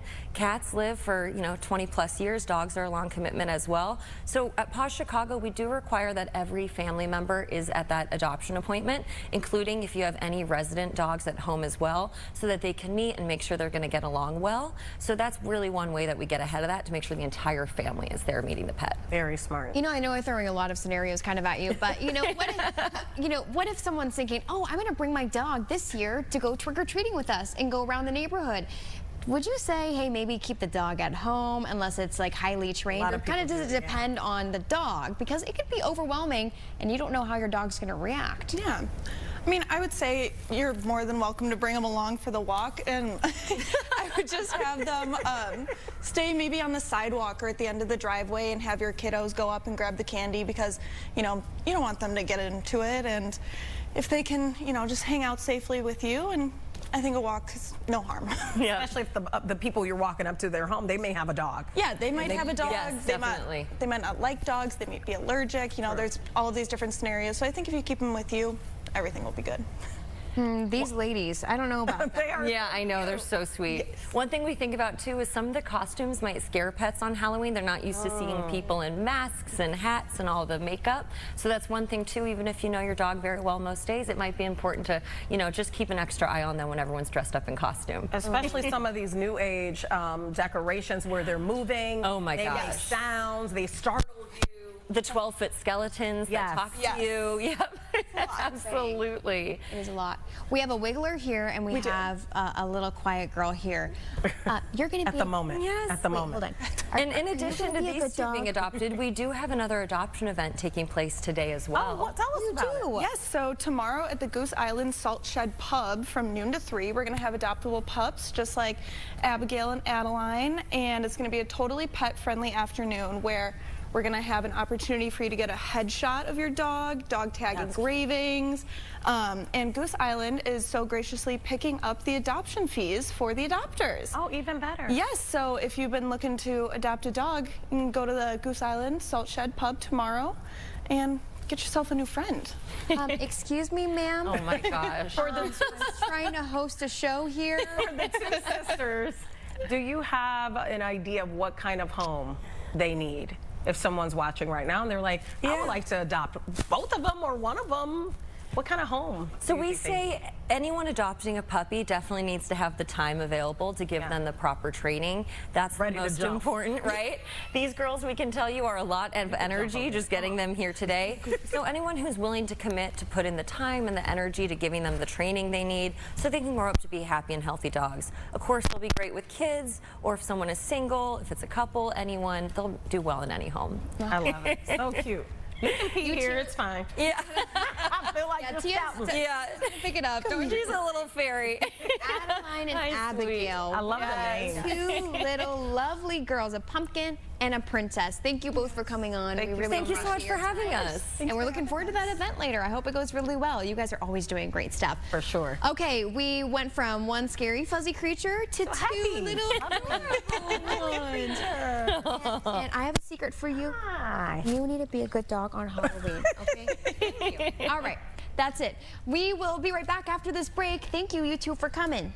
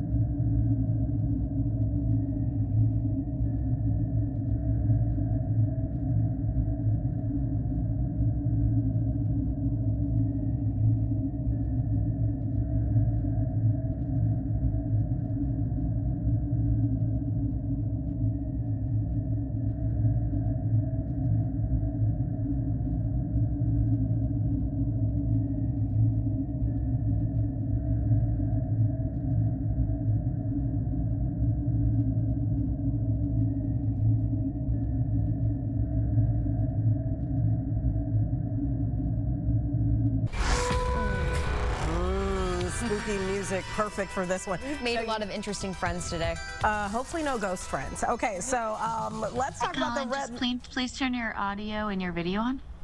That was the ghost. Did you hear it? Talking to us through. Was that a the phantom TV producer? screen. No, that was terrifying. a phantom ghost. Okay, so as we wrap up our Halloween special, we have to talk about one place that is considered to be one of Chicago's most haunted spots, and that is the Red Lion Pub right in Lincoln Park. The pub actually opened its doors in 1984, but its hauntings go back way further than that. Much of the area was once a cemetery. And that has a lot to do with it. For Confederate soldiers in the 1800s, many graves were then relocated, while some remain unmarked as the city developed. And here to talk to us about it is Colin Cordwell. He has owned the bar since he took over for his father, John, and joins us this morning by Zoom. Thank you so much for being with us. Let's see, he might be up in a second. His audio and his video isn't working, but this is really Colin, interesting. man, get the video and audio up. What's crazy is that there are so many places, and I watched this not too long ago. There's a hotel, and I can't remember the name of it, but it's right here off of Lakeshore Drive. It's Congress Plaza Hotel. Yes, thank you. That is also considered to be haunted. There's a lot of places in Chicagoland that have been dubbed to be, you know, some of the most haunted. This is a beautiful bar. Yeah, the Red Lion Pub. We're gonna have to ask them what the address is so everyone can go visit, because what an ultimate spooky place. I wonder if they're doing something a little extra for Halloween. They are. But talking about the Congress Plaza Hotel, actually I went there with Brendan when we were looking for wedding venues, and I get so spooked out that actually it was a beautiful space, and anyone from the Congress Plaza Hotel, you know, I don't mean any offense by this, but I was creeped out. I couldn't continue. Of knowing that? Because of knowing that, and just like I get certain vibes, you know, and I said, you know, it's beautiful, but no thank you, because I'm a scaredy cat. Okay, so the Red Lion Pub is located at 2446 North Lincoln Avenue, right in Chicago. We do have the owner right now, Colin Cordwell. Thank you so much for your time and joining us today. Thank you. I'm trying to turn up the audio so I can hear you. It's okay. It's the ghost trying to interrupt our interview today, but they're not going to get the best of us on this Halloween. Can you hear us? Barely. Okay. All right. We're going to try our best. Maybe I'll try to. I don't know why that ghost is trying to interrupt our interview. This is even more spooky. It really is. Well, multiple ghosts. We don't know which one it is. What, if you can hear me, what are the most haunted areas in the pub? The whole pub is haunted. You know, the building is new, so it was. I redid it about 13 years ago. I tore the old building down and put up a new building, and I wondered if the ghost was going to stay, and evidently it did. And I've had a number of instances that have happened since we've redone the place. What are the instances? Tell us some of the incidents that have taken place. You know, a few people have seen blue light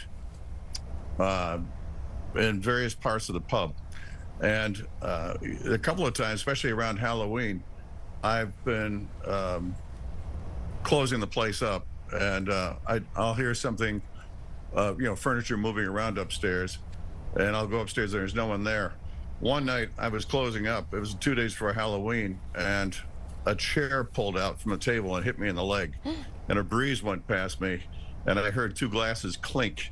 Now, when the breeze went past me, I heard a low moan in it too. So I hadn't had anything to drink. So. Wow. Wow. So, Colin, I mean, you seem pretty relaxed talking about this. What did it take you a while to want to go back into the pub, or were you like, okay, you know, I'm going to have to take this in stride? I've gotten used to it. It's almost like having a bar cat. You know, I'll be sitting. In fact, I'll show you the chair. I'll be sitting in this chair here at the end of the bar late at night, and the chair next to me will turn towards me. Whoa. And I'll just talk to it. I'll say, look, I've got to finish my paperwork, and then I'm going to take off. If you want to keep an eye on the place while I'm gone, please do. Have you ever had any experiences, and I'm just asking this, I don't know what the answer is, where do you think any of these ghosts have followed you home, or are they mainly sticking in the bar? They haven't hopped in the car with you?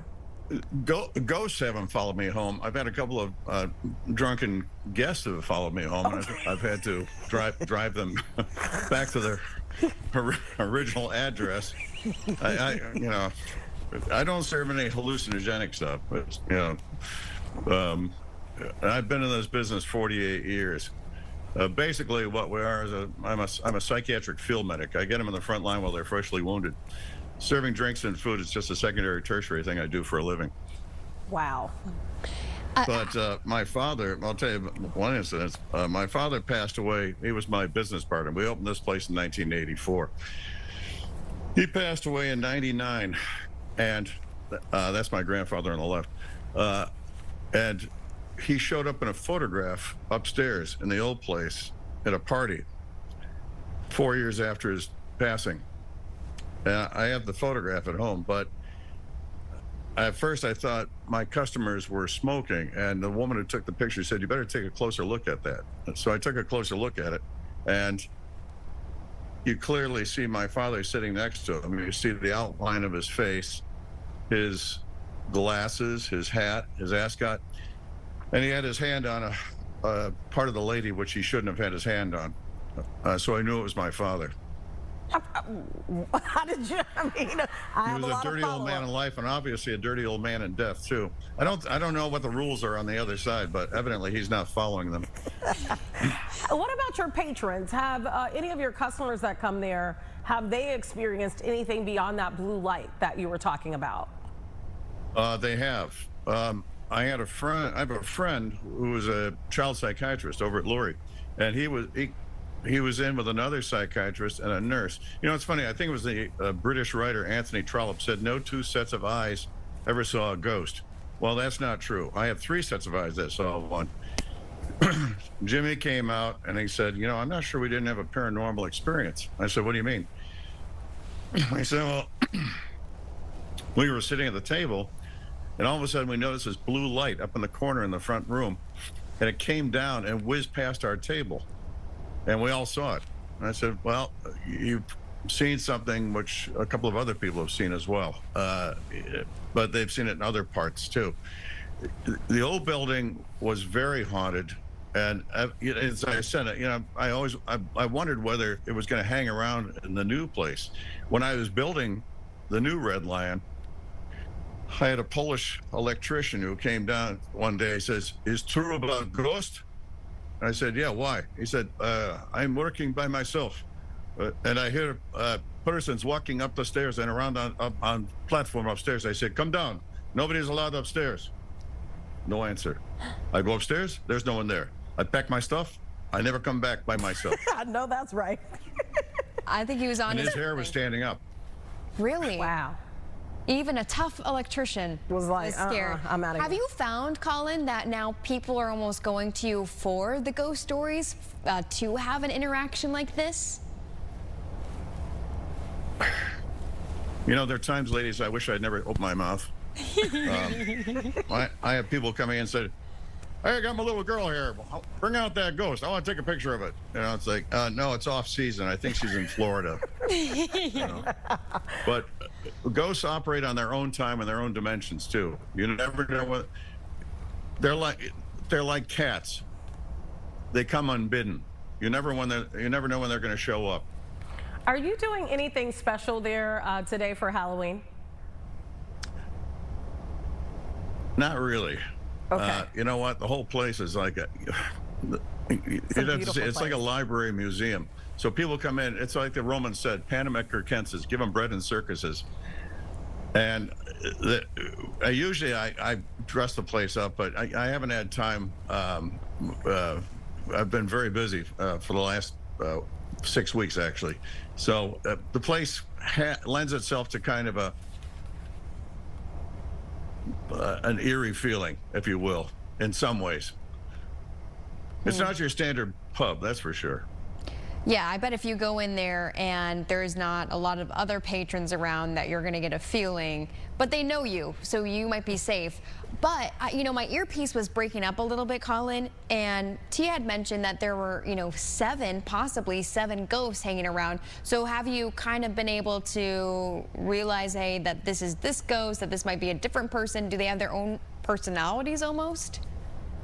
I've heard stories about my place that are absolute horse hockey. I don't know how many ghosts there are. I think there's two. Back in 1991, a lady came in, this was the old Red Lion, and she wanted to see the upstairs. And I said, what's up? And she said, well, this is like a trip down memory lane for me. My aunt lived up here for years, and my cousin passed away up here. And I pointed to the spot upstairs. I said, she died right there, didn't she? And she said, yeah, how did you know? I said, well, that's where the cold spot develops. Wow. Are there certain spots that people have these sightings more than anywhere else in the pub? Or is that hard to say? You know, ladies, as I say, people said, I've experienced something here. Oh, really? Well, usually it happens over there. I was in the kitchen about 6 months ago, and a plastic tub flew off the top of the refrigerator and sailed past my head. And usually it doesn't get violent with me, but it must want it. They generally want to let you know that they're on premise. I was talking to someone behind. I was behind the bar. I was talking to someone, and my glasses started sliding down my nose, like this. And I turned around. And I said, "Will you knock it off?" And it stopped. So. Hopefully the person that was there didn't think you were talking to yourself. Yeah, no kidding. Well, I'm pretty direct when I talk to people. You know, sometimes I fashion myself as a ventriloquist sometimes, and I hire myself out at weddings. Usually when people get up there, they stumble on those two little words, so somebody's got to say them for them. This is crazy. What do you think? I mean, most people that would be living with ghosts in this way, you're working with them, they would be terrified. They'd be like, you know, I'm throwing in the towel. You rebuilt the place thinking that maybe the ghosts would go away, and they're still there. You know, it's an unintended draw, and I've had people come in and tell me their ghost stories that make mine look like nothing. I mean, serious stuff where people are falling over furniture that wasn't there 2 minutes ago and stuff like that. You know, you're waking up in the bed with somebody else and it's not your wife. But, you know, and then all of a sudden they disappear. Stories like that. And people still come, you know, they'll say, I can tell you about this. You'll understand. But I can't tell this to other people. They think I'm nuts. Okay, Colin, we're running out of time, but you know what? I think I'm not going to your pub for the ghost. I think I'm going to hear your jokes, because you're a pretty funny guy. I appreciate you. Happy Halloween. You know, the funny thing, ladies, is I talk like this naturally. Saki, the English writer, said, for a man to become a first-class degenerate, he's have to have a first-class private education, which I've had it wrung out of me like a bar towel. So what you're stuck with is a bunch of metaphors and hyperboles and everything else. Oh, I love it. It's time for a documentary on your place. The Red Lion Pub is located at 2446 North Lincoln Avenue. Make sure you guys go there and enjoy yourself. Happy Halloween. Thank you so much for joining us. Happy Halloween to everyone that's watching. Happy Halloween to both of you, too, and to all of your viewers. And all of your ghosts as well. Have a great week. And those Two can live as cheaply as one. Interesting. Oh, Colin. Fun. All right. This has been a great show. It has been. been. Thank you, everyone, for joining us, and we hope you have a very happy and safe Halloween. See you next week.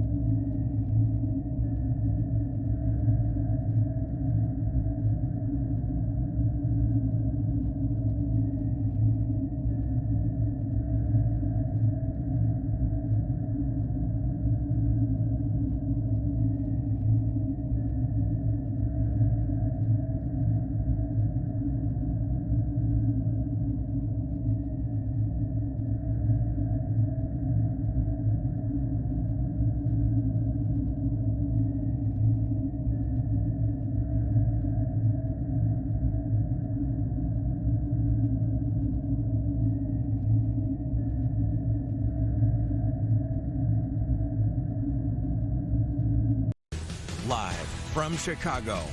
This is Fox 32 News at noon. And right now at noon, a class action lawsuit filed against federal immigration officials will have the claims about what is going on inside their Broadview processing facility. As SNAP food benefits run out tomorrow, volunteers across the country are stepping up to put food on the table. Let's take a live look outside. Boy, a ton of visitors there this Halloween Friday outside the Bean. Luckily, no spooky skies as we get ready for trick-or-treating. We'll have the forecast for you in just a moment. But first, new allegations coming to light around conditions inside the Broadview ice processing facility. Good afternoon. Thanks so much for joining us. I'm Natalie Baumke. It has served as the Department of Homeland Security's hub during Operation Midway Blitz. Casey Cronus live in the newsroom with details on the lawsuit that was just filed. Casey? Natalie, that class action lawsuit filed in federal court claims that immigration agents are treating detainees like animals. The 76-page lawsuit was brought on by two Chicagoans, Pablo Moreno Gonzalez and Felipe Agustin Zamacona. Both are from Mexico, have lived in the U.S. for more than 30 years, and right now are detained in Broadview. The suit was filed by attorneys from the ACLU of Illinois and the MacArthur Justice Center and calls conditions inside the processing facility degrading and inhumane, alleging that detainees have been forced to sleep sitting up, that officers watch them use the bathroom, and that they are not given enough food or water. Attorneys claim that the deplorable conditions are used to, quote, encourage immigrants to sign forms, waive rights, and agree to leave the country, unquote. Earlier today, Congressman Mike Quigley condemned the conditions and federal agents' actions on the ground. ICE and CBP have blatantly violated the rights of Chicagoans since they arrived in our city. They have racially profiled citizens, conducted warrantless arrests, caused car accidents, used excessive force leading to injuries and hospitalization. Earlier this month, ICE officers deployed tear gas directly outside of Funston Elementary School in Logan Square during the school day. We've reached out to the Department of Homeland Security for comment on the lawsuit, but have not yet heard back. Tomorrow morning, faith leaders and local officials, including Broadview Mayor Katrina Thompson, will hold a vigil outside the facility. They say they requested access to give those held there communion, but that request was denied. Natalie? Okay, thank you so much, Casey, for the update. All right, let's take you back outside to the Bean, and we see all those tourists enjoying the nice sunshine out there. Mark, still chilly, but no snow on the ground. Yeah, isn't that a good thing? It wasn't that many Halloweens ago when we had snow. Remember that? Oh, I do remember, yes. Blizzard, and, you know, Olive was probably all dressed up in her little whatever princess outfit. I think it was like, I want to say it was like 2019 when it was really bad, and then it was maybe 2023 when there was still snow on the ground. You are like a weather record book. Yeah. I wouldn't go that far. Well, there is no snow. We're bright and shiny today. Lots of blue skies, lots of sunshine around today. You're going to enjoy today. And temperatures, you know, not too far off of where we normally would be. Our forecast high temperatures today put us up into the double nickels. 56 is our normal daytime high. And with the sunshine, it's going to feel pretty good, right? 54 in Rockford, daytime high temperature today, 55 degrees in Joliet, Morris, and Seneca at 56 degrees. Your satellite and radar, couple clouds drifting in from the west. That's about it. We have a weak disturbance that is north and west of the city. That comes in from Wisconsin, slides across the city. We'll bring us some cloud cover later on this evening. Maybe a sprinkle or two, but I don't think it's going to get on the kiddos here as we go through the afternoon or evening. I think it's going to be very widespread, small chance, and I think it's going to come a little later. Temps right now in the 40s and 50s, working their way up to around 55. The complete 5-day forecast. You know what? Let's throw in a couple extra. Let's do the complete 7-day forecast coming up. All right. Thank you, Mark. Sadly, a deadly crash on the Dan Ryan is still under investigation. Police say this happened in the inbound local lanes near 67th and Marquette just before 6 a.m. One person ran from the scene. Again, there's just one vehicle involved. One person ran from the scene while another person was taken to the hospital. A third person was ejected from the vehicle and died on the scene. Details of the crash are unknown. Well, probably while you were sleeping, Illinois lawmakers passed legislation they say will transform the CTA Pace, and Metra. As with any transformative legislation, though, it comes with a hefty price tag. Political reporter Paris Schutz is here to break it all down for us. Paris? Natalie, this debate lasted until 4 a.m. down in Springfield. Amazing. When you started Good Day Chicago, basically, they were still debating. So, after the months of deal-making and arm-twisting, Democrats who sponsored it say this will transform public transit for a generation, creating a more unified system where the trains and buses run frequently and, more importantly, on time. Now, the biggest sticking point here was where this money would come from, $1.5 billion. After a bunch of false starts, lawmakers agreed on the following. It would authorize the RTA to institute a 0.25% sales tax increase in the Chicago region. It would also divert $800 million from the road fund, which is funded by the gas tax, to public transit. Now, Chicago House Democrat Ava Dina Delgado sponsored the bill. She says she hopes this makes the Chicago region's transit system a model for the nation. So right now we have a very fragmented system. The CTA, the Metro, and